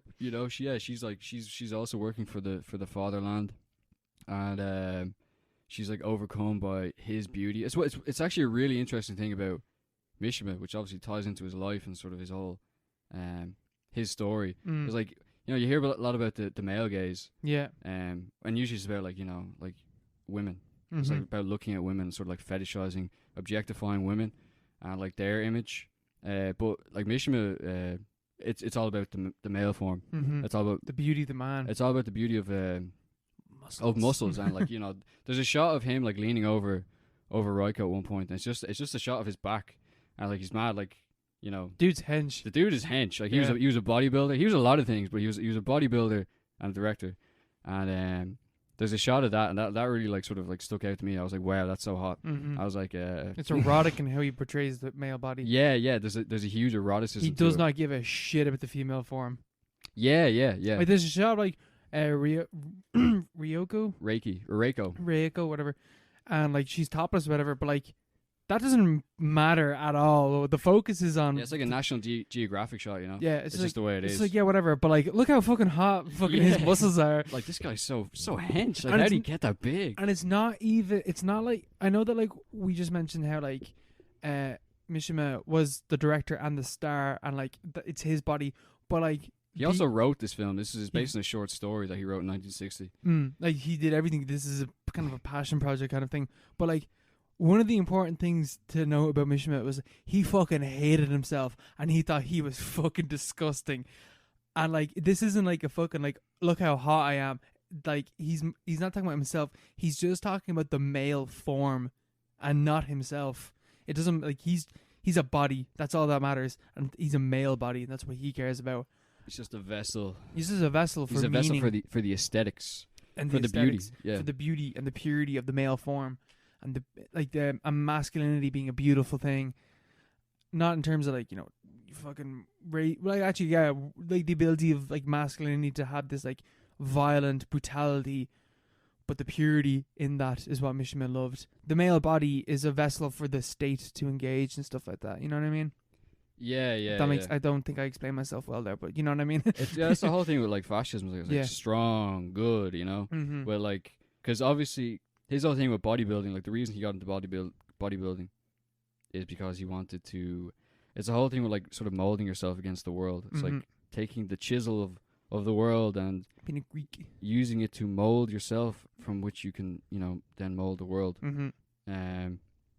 Something like that, you know. Yeah. He was like, he wanted to be a statue, basically. Like if you're strong enough to punch someone, like, you know, it's a thing that we talked about with If, where like, you know, a bullet in the right place can change history, but if your body is fucking built and intimidating and is dominating, you can also change the world. Yeah. If you're a fascist, if you want to just like overcome via domination. Yeah. And like, there's no. But it's not an aggressive thing either. It's like it's portrayed as a really. This is virtue. Basically a propaganda movie now that I think about it. Yeah, it's portrayed as a virtue. Yeah. Which is like, that's like the thing about it, because it's like, obviously it's based on the true story pretty much, but there's nothing human about the film. Like it's. Oh fuck no. It's shot like everyone in it is like an object. It's just shapes and stuff like that. Like loads of shadows and it's sort of like these irregular objects, and then you just have like the human form, but it's the human form as like, you know, Michelangelo would have it. Yeah. But like that's obviously Michelangelo did that as a statue, and that's a statue frozen in time. Mishima had some sort of idea that that's the way you should always be. Like that's the way that humans are, or should be, or should strive to be. Like it should be a virtue to embody that ideal. It's like the idea of the sublime in the human physical form. Yeah. Which is cool and all, but like at the same time, there's nothing. Like the whole thing of sublime is obviously there's nothing really human about it. Like it's just the feeling of being encompassed by something bigger, and which is always, I think everyone falls for that kind of thing. Oh yeah. But this guy really felt way too hard for it, pretty much. My God, did he fucking hell? He got way too into it. He's basically he's a moving statue in this film. Yes. In Patriotism, and that sort of says everything about his wider kind of interpretation of history, of like his interpretation of the world around him, and his interpretation of death, especially. Death is a beautiful thing. And death is an honorable thing if you do it for the right reason. Like seppuku, like killing yourself that way, is an honorable and beautiful thing because it's the way of the samurai, and it's honorable, and it relates back to, you know, feudalist Japan, and that was when Japan was pure and beautiful and righteous in the eyes of Mishima, when there was no fucking outsiders intervening with our country. It's really fucked up.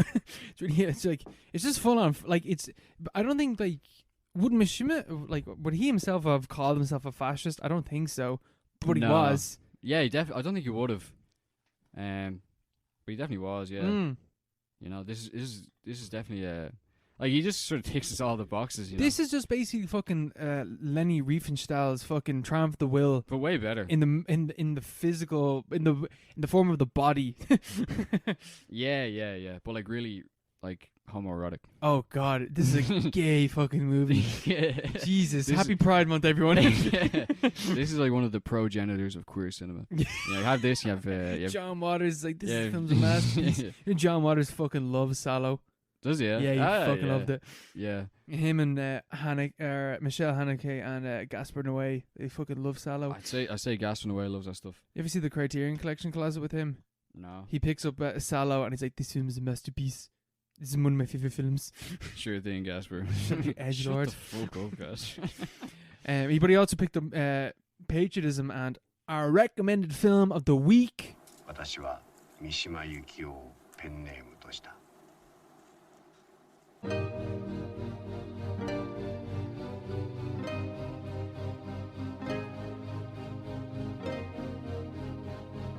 せ鹿なんか描くんだよ。それにしても甘いんだよ。Mishima, A Life in 4 Chapters, directed by Paul Schrader. One of the writers for Taxi Driver, which is the third time in 3 weeks that I fucking said that, because I didn't realize that Mark had said it the first time. Yeah, Taxi Driver. That's like his thing, isn't it? Like sad men doing things. Sad, lonely men acting out against the world, trying to be something bigger than what they are. Yeah. And what a perfect fucking subject to do it. Yukio Mishima. We kind of basically went through his whole ideology, but there's way more to it. There's way more. Yeah, say what you want about him. He was actually a very, very smart man. He's a fascinating figure. Like, a great writer. People love him. He's an amazing writer. I've read one of his stories before. I read Star. It was one of his novellas.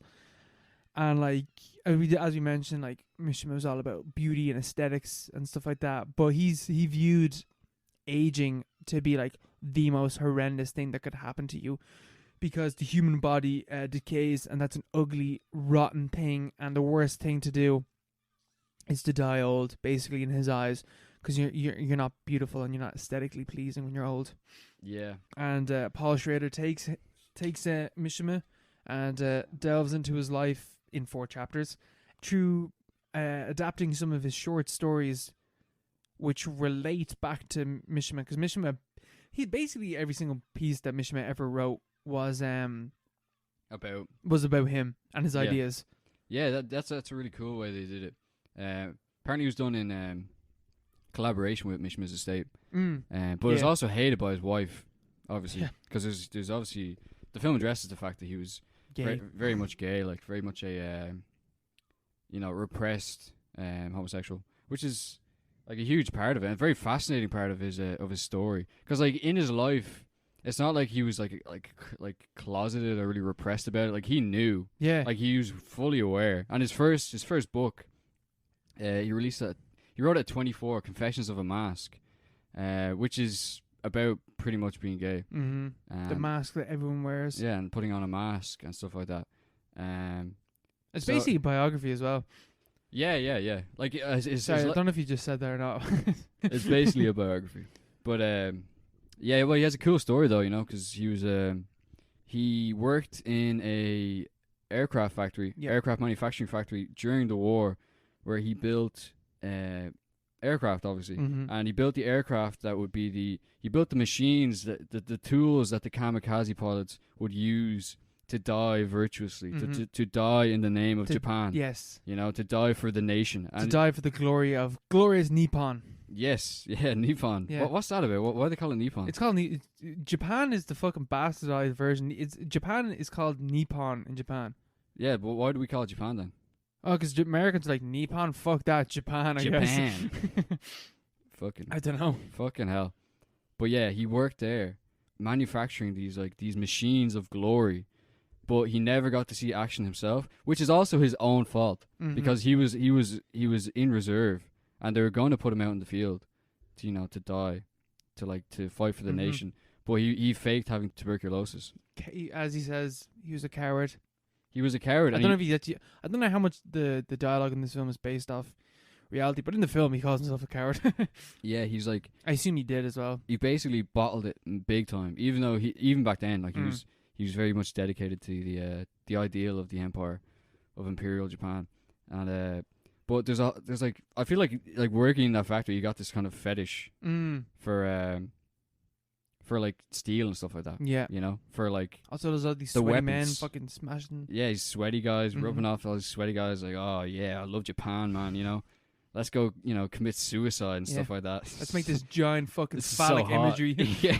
I think he calls it a phallic imagery in the like a fucking phallic. The plane itself is a phallic imagery. Yeah, because that towards the end of his life, he was allowed to fly a fighter. Jet. Yeah, a fighter up in the atmosphere, and he describes it in the film as a phallic object, which I'm sure is a direct quote of his actual work at some point. Yeah.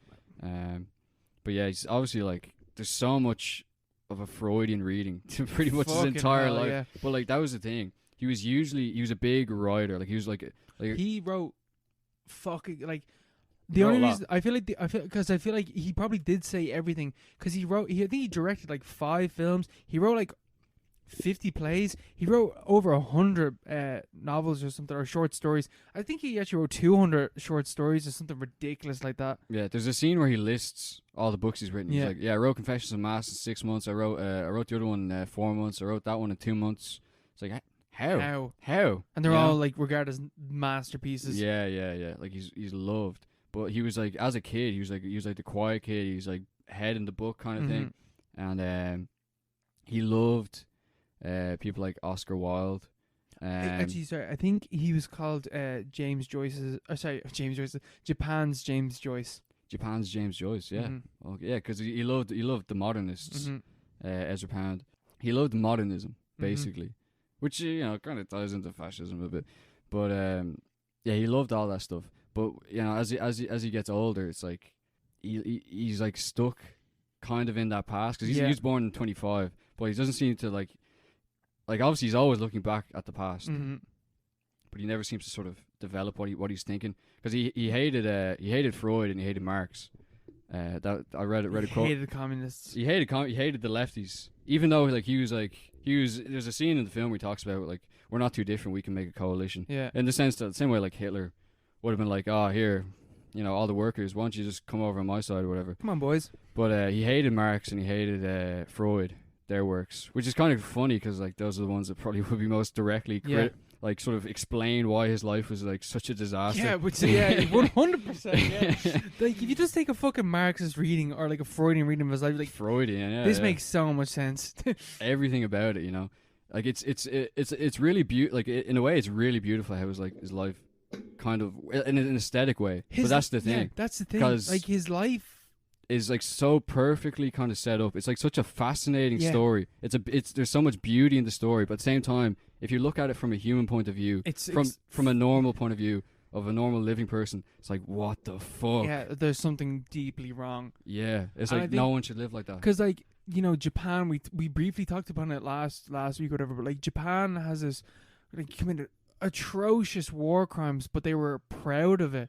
And like Mishima comes from that era. He comes from that time where they were glad they fucking, what is that thing called, the rape of Nanking. Nanking. Like fucking hell, they were proud of it. They wrote about it. They loved it. It was in the papers.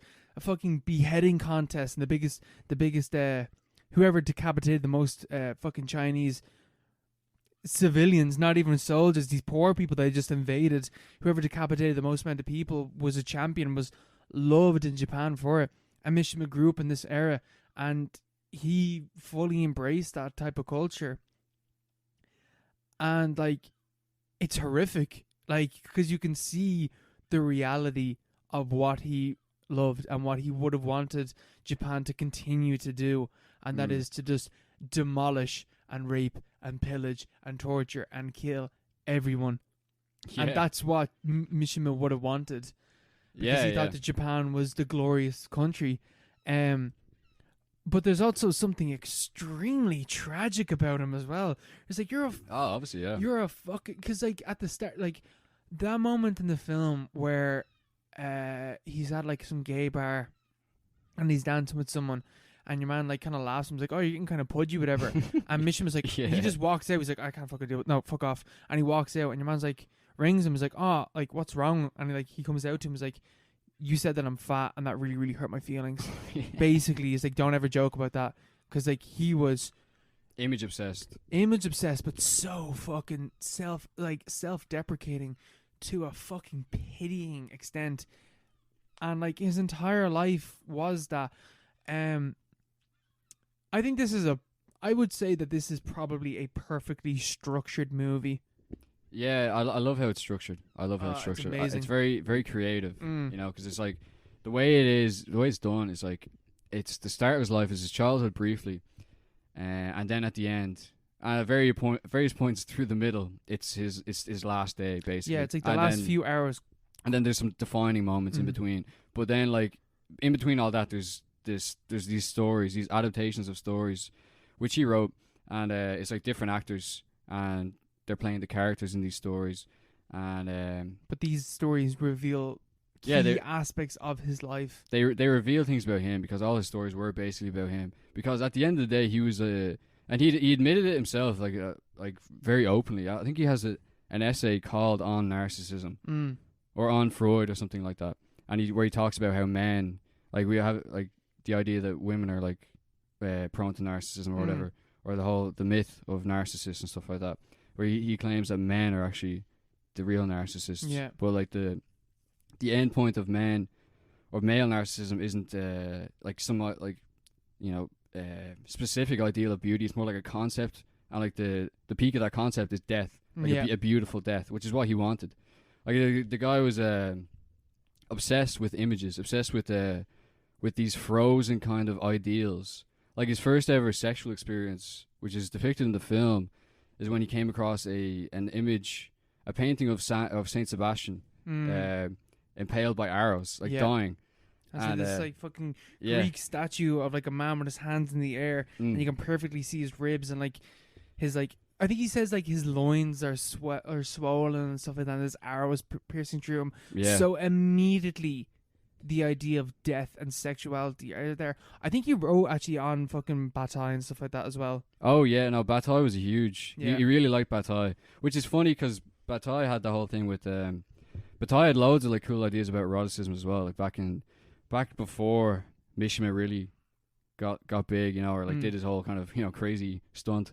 But Bataille had the Acéphale, which were like kind of like the reverse of what Mishima did. Like Mishima had the Shield Society.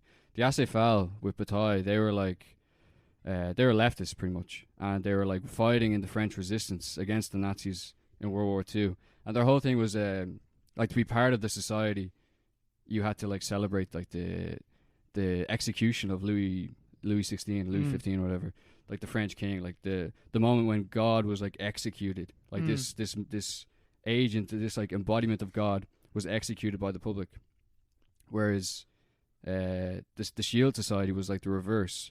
It was like, we have to go back to pretending or believing, or like, at least they're like sort of open about it, like we have to pretend that Emperor Hirohito is God on Earth, is Japan. Like we have to go back to this idea in the past, which obviously is kind of like a mirage in itself, but also at the same time, it's like it's a static image which you can never go back to, or which you can never reproduce, which he was always kind of caught up in. And like they were all based on the samurai code, like chivalry and like the feudal system. And Acéphale was sort of, it was like kind of based on like African tribal kind of culture, like sort of like the spontaneous kind of like anarchic kind of social structures. So he kind of did like the reverse, which explained, because Bataille was like a leftist, but a really fucked up leftist who like believed in like self-sacrifice and you know, executions and sort of like this like fucked up idea of eroticism, whereas Mishima is like on the opposite side, like the right wing spectrum, where he's like, we need to sacrifice ourselves. We're death. It's like a death cult, you know. So it's not just death as a means to an end. Yeah, no, death cult is 100% what he believed in. yeah. So it's like death as the ideal, death as a virtue, death is something as you want to happen. You know, something you like sort of you run toward. Yeah, and it's like that's the goal. If you achieve your goals, that's cool. But if you die, that's the real goal. If you die beautifully, that's the point. Like, that's what he wants. Regardless of whether or not, like, it's like the kamikaze thing. Like, regardless of whether or not, like, what you're doing is having any impact on the war, doesn't really matter, because you're dying for your nation, and that's what really matters. Yeah, because the nation is bigger than you. Yeah, which is obviously, you know, like that was the thing. That's extreme fascism as well. That's a thing. Well, like it works in a sense. Like obviously that's like sort of how the modern world is built. Yeah, look at America. Look at America. Look at look at 1916, the blood sacrifice right there. You know, dying for Ireland, dying for the nation, dying so that the nation might live over and over again throughout history. Yeah. But he just wanted to go back to this thing, which is just like he replaced Japan basically with God. This like esoteric idea of Japan, which obviously is not a good idea because Japan is like a living thing, and he had this idea of Japan as like this just sort of fucking, you know, this statue, this image that he saw in a book that he wanked at, you know, pretty much, and that's how he ended up, because the whole thing is that he ends up living out his own prophecy. He fulfills his own prophecy. Like that's why, like, which is what it's kind of cool. Mishima's so fucking fascinating, insane, like.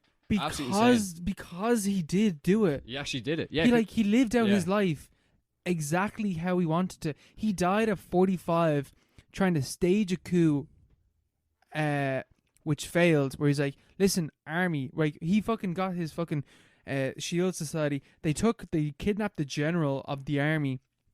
And he was like, "Listen, I want the 32 regiment, whatever the fuck it was, outside now because I want to give them a speech." And he tried to rile them up to be like, "Here, like modern society is shit. This is terrible. This isn't honorable. We need to go back to the way that we were. Lift up your arms and let's fucking go." And everyone laughed at him, and no one listened to him, and they ignored him entirely.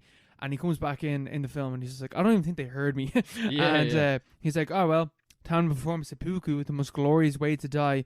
I read something as well in this article talking about how seppuku was outlawed in Japan and it was illegal, and him performing seppuku, which was traditionally reserved to samurai after they dishonored, their master. I don't know. They did something dishonorable, and seppuku was a way when they lost, as a way to redeem yourself, and it was a beautiful thing. So like him performing seppuku, seppuku for people that don't know, is where you get a fucking short blade and you gut yourself, you stick a blade into your stomach and you rip to the side, spilling out your guts, and then someone else comes in and decapitates you. So immediately, like, phallic imagery in the terms of being penetrated by a sword and then a bigger sword coming in and fucking taking your head off. Yeah. And but that actually happened. That's the thing. That's the thing. That's a real thing that people did. But that's also like literally what happened to Mishima. That's how he died. Yeah, that's how he died. He died by seppuku. It's so unbelievable. Like, and it's such a weird story. The person that decapitated him, allegedly, you were saying that it might not have actually been that person. Mishida. Oh yeah, no, yeah. He failed to do it. He couldn't do it because, like, obviously he's just a guy. He's just a modern. You need to have fucking strength because like you need to have practice. You're a samurai. Like, you're swinging swords. You can't just be some random schmuck. Plus, he was decapitating someone. He was decapitating his masters. Like, obviously you're gonna have stage and fight his or alleged lover. Apparently, Mishima and the guy that was trying to decapitate him were lovers. Like, there's that's a Shakespearean tragedy, basically. Like, that's what his life basically was. But that was the idea. That was the point. It's pretty much accepted, isn't it, that he never really thought or never really intended that the coup would actually work. He just wanted to put on a show. Mm-hmm. Like, I read some quote that it was a spectacle. That was less of a coup d'etat than a coup de theater. It was just like it was a show. It was like a no, Japanese. It was a blood sacrifice. It was a Japanese no theater. It wasn't even a sacrifice because it was just a show that he put on for these people, for himself, for posterity, because he died this beautiful death, which is just unbelievable the way it happened, the way it played out, and it'll go down in history like pretty much forever. Yeah, he's immortalized. Because there's a lot of talk. there's a lot of talk in the film about because he was always like strung up with this like. There's something that probably everyone has that, like, or every writer anyway, like that words only go so far, and like it just doesn't really he has all this bit about like words and the body and action stuff. It doesn't go anywhere. Words are just words, It's just markings on a paper. It doesn't really reflect the real world until it provokes action, and action is where things start happening. Yeah, and the whole thing is he's struggling towards this point of unifying beautiful words with beautiful action. And that's what he does at the end of the film, or at the end of his life, in real life as well. But at the same time, it is just him basically acting out one of his stories that he's written for himself in his head, and in real life. But I don't think there's ever any plan that he would actually become dictator of Japan or anything. Well, he didn't want to be the dictator. So we need to follow our Lord Emperor. Well, no, but he hated Hirohito as well, because He was a coward, didn't he? Hirohito, when the Americans came in and fucking annexed Japan after World War II, the part of the deal was that everything in Japan would stay the same pretty much. It was just they had to bend the knee to America. So Hirohito was like, grand, just don't hurt me, basically. And so he withdrew his claim to being like a kind of like a god emperor figure or whatever, which is what sort of drove Mishima mad, because that was the point of Imperial Japan, of this pure kind of this pure nation headed by this pure figure which embodied the nation in turn. Literally God on earth, leading his god nation. Yeah, like the old idea of a king of Louis XV, that Bataille hated so much, of the head embodying the body, you know, which is the whole thing with decapitation as well, obviously. But he hated Hiro. He thought he was a coward, but he just wanted someone to be there. It doesn't matter who it was, really.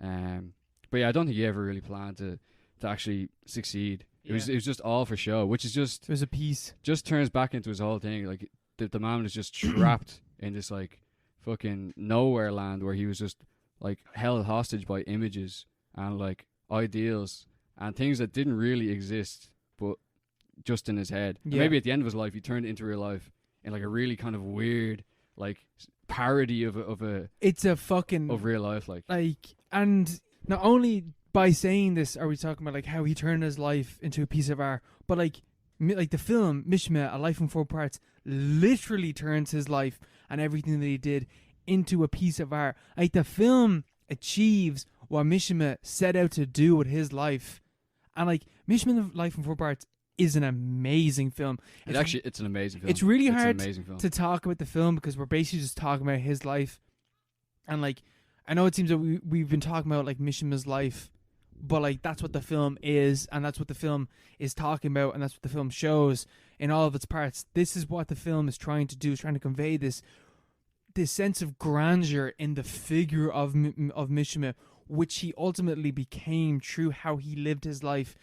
Like it's and how he killed himself. Like it's fucking bizarre. Like the script for this film is basically already written. It was just how they went about shooting it. Yeah, they just like added some like, and we're not even talking like talking about like what was it 2 weeks ago or whatever, biopics. This is probably one of the most creative, well, probably the best way to do a biopic. Sorry, this is the greatest biopic ever made that I've ever seen. Anyway. Man, easily. Like it understands its subject matter so well. It's so beautifully shot. It's so fucking incredibly acted.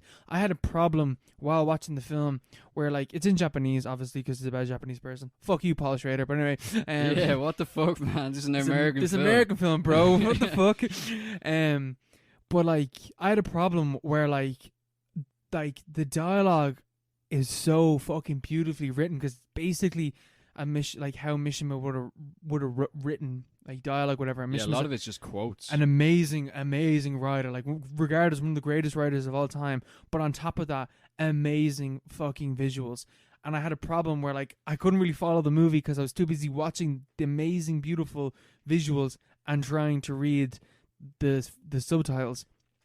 Like the way that they adapted his short stories is incredible. They're basically on sets, and like the juxtaposition between like the hours before his final day, where like we see him getting ready for the coup and then the coup happening, whatever. That's all shot like, you know, normal, like kind of documentary style in some ways. And then all the bits in the past are black and white and are beautiful.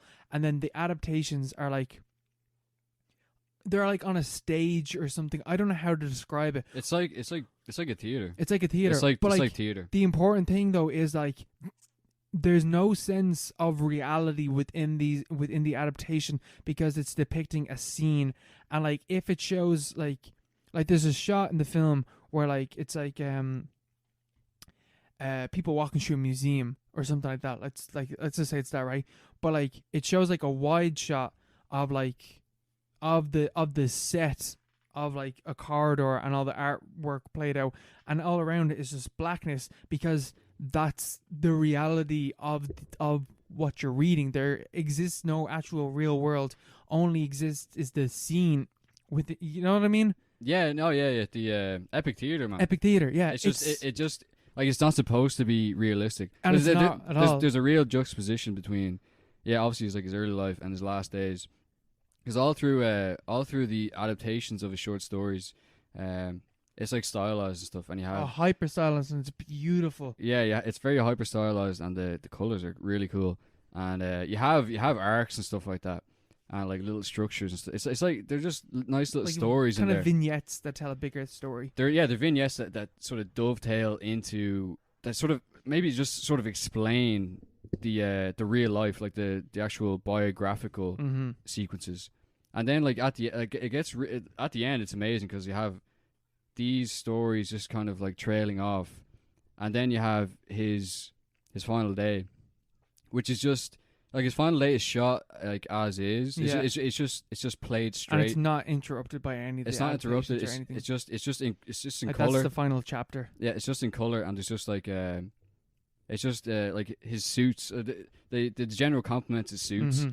Like this man, like that. That's what he actually did. Like he prepared like these amazing suits for his last day. Costumes, basically. Costumes, yeah. For like the man lived his life as an actor. He put on. He's wearing a mask at all times. You know. There's a line about that actually. Sorry, there's a line about a fucking. There's a line about the difference between a soldier and an actor or something in the film, and how they're not that different. Yeah, he's talking about fighter pilots. He's like, when you go up into the atmosphere and there's only glass between you and space, you have to wear a mask and stuff like that. It's when he's like it's like last kind of speech before he goes into do his coup kind of thing. But like even the coup itself, it's almost like well, he talks about how he wanted cameras and all to be there as well. Oh yeah. There's photos of him doing his speech and all. Oh yeah, there's photos of everything. There's photos of his decapitated head, which you can look up online. And I would encourage you to do so because it's not that gory either. It's just sort of, it looks like he's asleep. And that's the way he wanted to be, really, you know. So you can't really, it's not really exploitation or anything. But, well, actually, I wouldn't encourage people to look that up. But, like, anyway, it is there. It is there if you want to look at it. But basically, the coup scene is great because it's like, you have all this stylized stuff beforehand. And then you have the coup. Like the moment for Yukio Mishima. Basically, his entire life has been leading up to this point. His entire life literally did lead up to this point, and it's shot. It's played out as it actually happened. Obviously, where it's just kind of like pathetic. Mm-hmm. It's sad. It's sad. It's like everyone around him is like, "What are you doing?" Yeah, they're like, "Why are you doing this?" And the soldiers laugh at him. He gets the soldiers out and he does his speech, and people start heckling him, and his voice doesn't project properly. Mm-hmm. Yeah, because it's like there's a shot of like from the ground, and you can't hear him. You can't really hear him properly, and he knows that pretty much. But they're just like, kind of laughing at him. They're throwing things at him, and he goes back in. And he's going down to do his suicide. And the general, who's like bound and gagged and is the hostage in this situation, like he was the hostage in real life. Like they had a knife to his neck, and he looks over. He's like, Yukio, what the fuck are you doing? You don't have to do this. Like, we can just like pretend. We just pretend this didn't happen. Even when the guards, like the general's guards, break into the room briefly, it's like a half-hearted attempt. They're like, we'll just try. Like these lads have swords, so we'll just sort of back away. Like it's Yukio Mishima there. He's not going to do anything too crazy, really. You know, it's just sort of funny. It's really like sadly funny. I thought that was a really amazing way to end the film. And they don't go into like any. It's like there's no gore, even though it was a pretty gory end for him. It's just they just sort of show him. Well, the real gore is like because it supercuts like one of his stories about someone, which is I think is a key scene where like which is the blood sacrifice thing, where like one of his short stories that's depicted in the film is about a group of young men who are like, we're just gonna go out and we're gonna kill a bunch of capitalists and then we'll perform seppuku. And the only reason why we're doing this is to inspire the actual army to take charge and actually do shit or whatever. And him performing seppuku, like Mishima, is intercut with the character who has admitted that there's no way that we're going to succeed doing this, but actually did end up achieving killing one capitalist, and that's all that actually mattered, and then performing seppuku to a fucking sunset, and it's intercut with that character, that fictional character, with Mishima actually performing suicide that way, and intercutting the two, and just not only depicting it as like that's him, you know, literally trying to make his life into a work of art, but it's also like that's what he wanted to do. That was his idea. Yeah, you know, it's not like it's not gory or graphic. No. It just shows his face. It freezes like, before he does it or anything. Like, oh, he's doing it. He's just like, but like he doesn't show his head getting cut off or anything. But like, which is fine because I think it would have ruined it if he just like starts. You know, went into the graphic parts of it because the whole point was this is a guy who lived his life as a work of art. He wanted to be a work of art, and he's turned into it in this film. He's like sort of crystallized as it, but in a way that maybe he wouldn't have liked. I know his wife didn't like this film at all because of his because it touches on his gayness, which is fair. Dude is pretty fucking gay. Well, like his estate collaborated with this film all the way through. They thought it was a a good sort of. it was accurate. Yeah, it was an accurate kind of take, and it did him justice, which I think it does, because, like, you know, say what you want about him, very interesting guy. Like, you know, we kind of talk about films and stuff like that, and you know, we kind of talk about, like, is the film, like, you know, perfect or whatever. I'm not saying this is a perfect movie, but it's a pretty perfect movie. Like, it's pretty fucking close For what it is, absolutely. Like a biopic of, like, a completely insane character. I can't imagine how you could do a biopic better than this. How you could tell this story any better than it is done, you know? It's so good. Mm-hmm. It's so good. It's actually ridiculous. Yeah, it's insane. I can see why this is regarded as one of the greatest films of all time. Yeah. Easily. Yeah. I'm surprised it's not more well known. Like, no, man, it's not really well known. It's not that well known. Even his story, like, I was aware of his story, but I wasn't aware of, like, maybe you just need something like this film to sort of give you the grander scale of what it was. Explain the scope of it, like, because this film does it perfectly, like explaining how, you know, like fucking insane he was. Yeah, how insane he was, but like how it sort of ties into every step of his life. You know, it's so weird. It's so good though. But also, like, tells a story of, like, the effects of, like, of getting too caught up in it. Yeah, of nationalism and stuff like that, and fascism as well. Oh yeah, just of aesthetics. The man was a pure aesthetic, or he was an aesthete or whatever. He loved aesthetics. He was all about aesthetics. He didn't care about anything else, and that's what fascism is. It's just aesthetics. You know, it's trying to turn the world into an image that doesn't exist. Mm-hmm. It's politics reduced to the most basic aesthetic level, and that's what happened to him. I don't know, you know, like I don't know if he even was, or maybe if aesthetic politics is what fascism is, and he was definitely a fascist. Yeah. But I think it was aesthetics first for him. Like, it was all about being this ideal and embodying this ideal, and, you know, virtuous kind of insane patriotism. He was crazy. He's fucking insane, man. Well, his film is called Patriotism. Yeah, true. True. Like, apparently in Japanese it's like it means something more like concern for the nation, as in, like, being worried about the nation. Like the actual the word that he used for the title of that film. Yeah. But anyway, he was a pretty crazy patriot. It's a fucking fantastic film. Yeah. Do not repeat this at home. No. Don't perform seppuku. In a coup d'etat situation. just for your own kicks. And we go for listener questions? Aye. And now onto the listener questions. If you want to ask us a question, you can follow us on Instagram or on Twitter at @paro_pod, or you can hit us up on the Gmail, theparopod@gmail.com. Our first question is coming in from Neil, and Neil asks us, which one of us watches more movies? You. Me. It's definitely on. Yeah, no. I probably watch, like, I'm nearly at, like, a film a day with how I watch films now at the moment. Really? Yeah, probably. At the weekends, I might not watch I might not watch a film, but, like, yeah, during the weekdays, I was like, oh, it's not gonna film, and just, you know, watch it, or, like, you know, watch half a film and then finish it off the next day. But that's the buzz I'm at the moment. I didn't watch a film today, but, you know, I'll make up for it during the week. Yeah. I usually watch them at the weekend, but not too much during the week. Fair. You know, because you get in just like, fuck that, you know. Films are just a time. That's why I love, like, we talk about, you know, films being 90 minutes and it being, like, the perfect length for a film. For me specifically, I love a 90-minute film because, man, I'm nearly watching a movie a day especially during lockdown, man. I was watching so many movies. Yeah. That was a glory. I had a list that I had. I kept track of the films that I watched for the first, like, 6 months.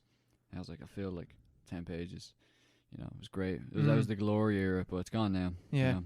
Happens. You know, lockdowns are a pretty once in a lifetime kind of thing, you know. Pandemics are once in a lifetime events. That's what they say, isn't it? But yeah, no. Yeah. Me, I watch more movies. Definitely. I'm gonna take Robin's question there. Robin's asking a question regarding Tropic Thunder, which we covered last week, I think. Do you think the message or impact is diluted due to the indestructibility of the people making it?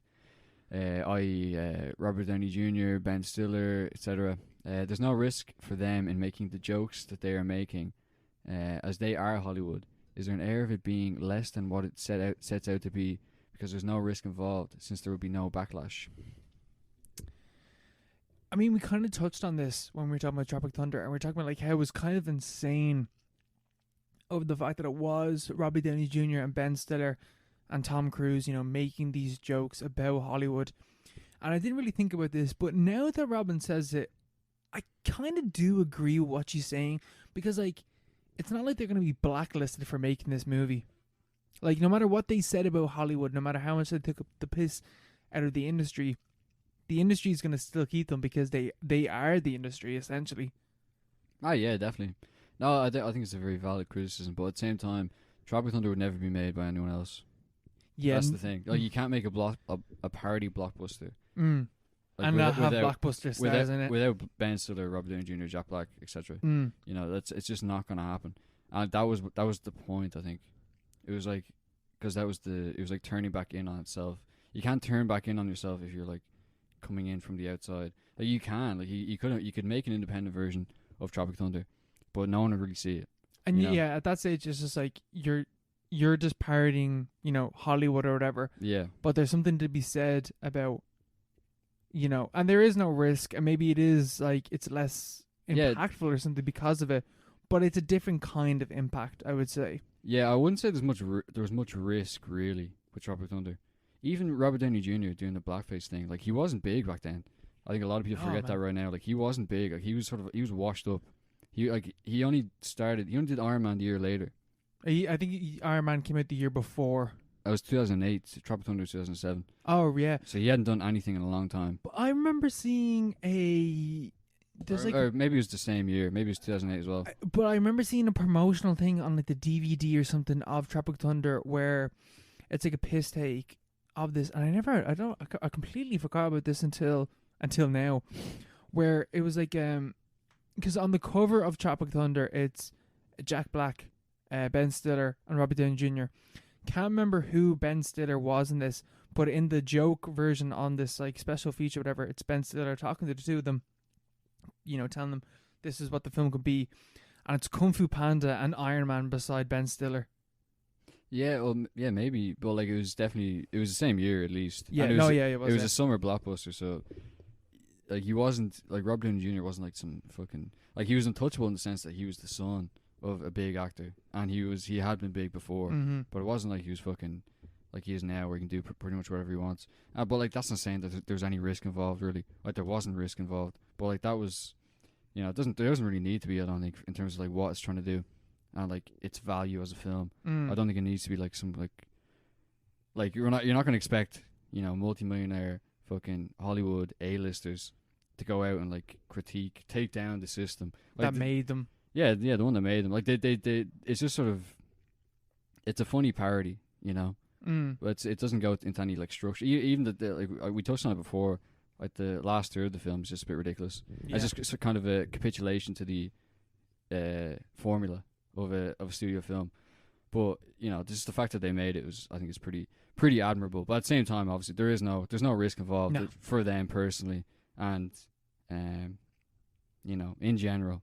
But I think as an artifact of Hollywood, it's pretty important, and it was a pretty interesting kind of development. Yeah, especially for the like fucking the 2000s, and like how we talked about like it reflected back in on the 2000s and all that stuff.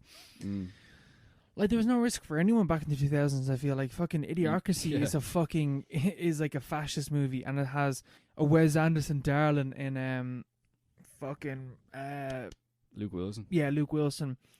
And then Maya Rudolph. And then we look at other 2000s films, like you got fucking you know, Borat, Sacha Baron Cohen, Beloved, The Ringer, Jackass, and like oh my god, the fucking the guy Johnny Knoxville and the other guy. He was the biggest actor in that film. Brian Cox, yeah, like, and a fucking massive fucking, you know, Academy Award winning, probably, I don't know, nominated at the very least, star. Like, there's no risk for them doing that type of movie, you know. And maybe, you know, in terms of like taking the piss out of Hollywood, I don't know, it's a different thing. I don't know. I know that there is no risk, but I don't think it's less impactful for that reason. Is it less than it's set out to be? No, because I think that they themselves are aware of the fact that they are A-list Hollywood stars. Like, it's got Tom fucking Cruise in it, You know? Yeah. They're clearly aware of the fact that they're doing this. Like it's that. I watched Inside, the Bo Burnham special the other day. Yeah. And there's a sense in that where Bo Burnham is aware of the fact that he's fucking Bo Burnham. For me, Inside was very impactful and very moving, and it was very good. But part of me still felt like, well, Bo Burnham, it's shot inside of a room. Have you seen Inside? No. It's like all shot inside of a room, and you know it's like the isolation and the claustrophobia of like having to stay inside your house or whatever. But Bo Burnham shot that in his guest house in his back garden. Yeah. And had producers, and it's not like it's one dude doing everything, but it's fucking Bo Burnham doing everything and having, you know, producers and being within the industry. I know no matter like how, and I feel like Bo Burnham is aware of it, but like regardless, no level of like self-awareness on the behalf of Bo Burnham will remove the fact that it is Bo Burnham doing the special, and it's not some random I think Inside would have been better if it was just some fucking rando who made this piece, who made Inside, and he was just some nobody, and then it became this massive fucking like, oh shit, yeah, I went through that. And that's not to, you know, take away from Inside. I think Inside is very good, but that still lies within the film itself, that like it's one of the biggest comedians right now making a special about, you know, coronavirus and isolation. And like, you know, I know that Bo Burnham does have like you know, he had to stop touring because he was suffering from panic attacks and stuff like that. And I don't mean to, you know, diminish or like take away from the clear, you know, mental struggle that Bo Burnham goes through. But, you know, he also has the money and all the money in the world. Yeah, he's also a millionaire. He's also a fucking millionaire. And I made this short, you know, this special about feeling isolated in the guest house in his back garden. Yeah. Like, that's just the nature of the beast. Like, someone else could have made that. Could have made it better, probably. Yeah. Like, but like, people wouldn't have seen it. That's just, like, that's not really... Like, obviously, you prefer if the ecosystem was set up in a way that you could just see films that were made by random people, like, proper passion projects. And you can, really, but you can't... It's just, there's no popular audience there. So, like, you know, in an ideal world, obviously, yes, that would be amazing. But that's just not the way it works. Yeah. At the moment, anyway. And, like... Is there like maybe a level of in authenticity to Tropic Thunder? Maybe, but I'd also argue the same thing for Inside and stuff like it, where like, you know, no level of self-awareness is gonna fucking remove the fact that it is these multi-millionaire, and like Robin, I didn't add it in the question because she sent me a voice note like asking the question, but like as she pointed out, like between them, everyone in this movie like would easily make up like billions of dollars in between all the people in this film. Tom Cruise at least $1 billion. Yeah. Oh, so like there is no risk for them, but you know, you know, it's just the fact that there was any kind of attempt. You know, it's like bottom of the barrel stuff, but at the same time, it is you know, it's like it's the fact that it was them doing it is something there's something to talk about there. You know, something to say for that. So fair play to them, you know, but at the same time, it's like they're all right now, you know. If that didn't work out, they would have been grand, you know. Yeah, it wouldn't have mattered if that thing flopped. It would not matter at all. Doesn't matter. So it's like a little artifact, a little oddity, except it actually had influence. Yeah, which is the thing. Kind of change things, whatever. Actually, I was talking to some fella. I was talking to Kotzi. Shout out to Kotzi if you hear this. But he was making the point that we were talking about like the 2000s and stuff like that, and he was saying that like he was saying, I wonder if that's got something, like, going on from that question that Connor asked, like, last week, I think it was, about the lack of memorable comedies in the you know, the 2010s and the last 5 years, whatever. You know, we forgot to mention the fact that the internet fucking blew up in the 2010s, and YouTube became a massive outlet for comedy. Yeah, true. That probably did have an influence on comedy films. Yeah, definitely, yeah. Even like formally, and also in the terms that like a lot of the old comedians that were just kind of there because they were there before now are just kind of like outcompeted because they were never really funny in the first place. Yeah, like Jerry Seinfeld was never fucking funny. Seinfeld was kind of funny, but like not the show, but the man. The man is like, yeah, he's not like prodigious or whatever. I don't know, like it's a certain kind of humor, but like stuff like I don't know, but there's a lot of comedians you could name, you know, that just sort of fell off. That if they didn't have a niche, like a Kevin James kind of character, if you didn't have a niche ready to go, like he would be in like blockbusters, or if the internet didn't exist, you'd have all these kind of like hacks just sort of like wandering into blockbusters, like without a fucking bother, you know. Well, we talk about Amy Schumer.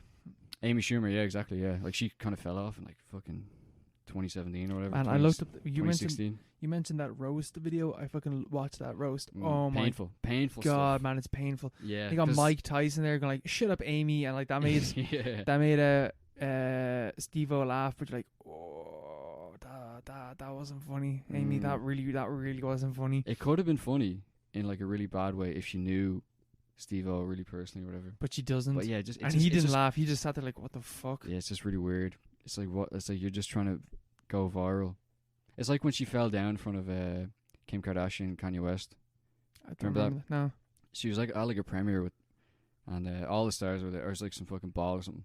And the red carpet was gone. She was like behind Kim Kardashian and Kanye West, and she like fell down in front of them on purpose, like for the Snapchat, for the snaps, for the old for the paps or whatever. It's like Jason Derulo falling down the Met Gala. Yeah, but that was so funny though. he's doing a cartwheel then. Yeah. That was so funny. But she did it, and it's just like Kanye just did, like, he's just like looking down at her like with absolute contempt. It's just like, it's like you should look up the picture. Like it's just so funny. Like the only thing notable about that picture is just like Kanye, like everyone's just like, oh, like I'm Kanye, like in that picture. It's just like, what the fuck are you doing? Why'd you do that? Like, I don't know. It's just, that's just the way it was, you know. Yeah, 2010s. What a time. What a time. Well, yeah. Will we leave it at that? We'll leave it there. So we'll leave it there till next week. Yeah. Do you have a recommended, or do you want to leave it for next week? We'll leave it for next week. Yeah, it's late. This has gone on way longer than we thought it would. It's getting late. We're fucking nearly 2.5 hours. Fuck that. Yeah, the recommended film will come out next week. I'm pretty sure no one ever fucking watches them anyway, so it doesn't really matter. We'll stick it in the description. I'll have it by then. Yeah, we will. Yeah, I'll stick it in the description. Yeah, check the description for the recommended film. Yeah, like and subscribe. Like, as well. Subscribe. If you're listening on YouTube, fucking share, bro. All right. God bless. Goodbye. Good night, everyone. Bye bye.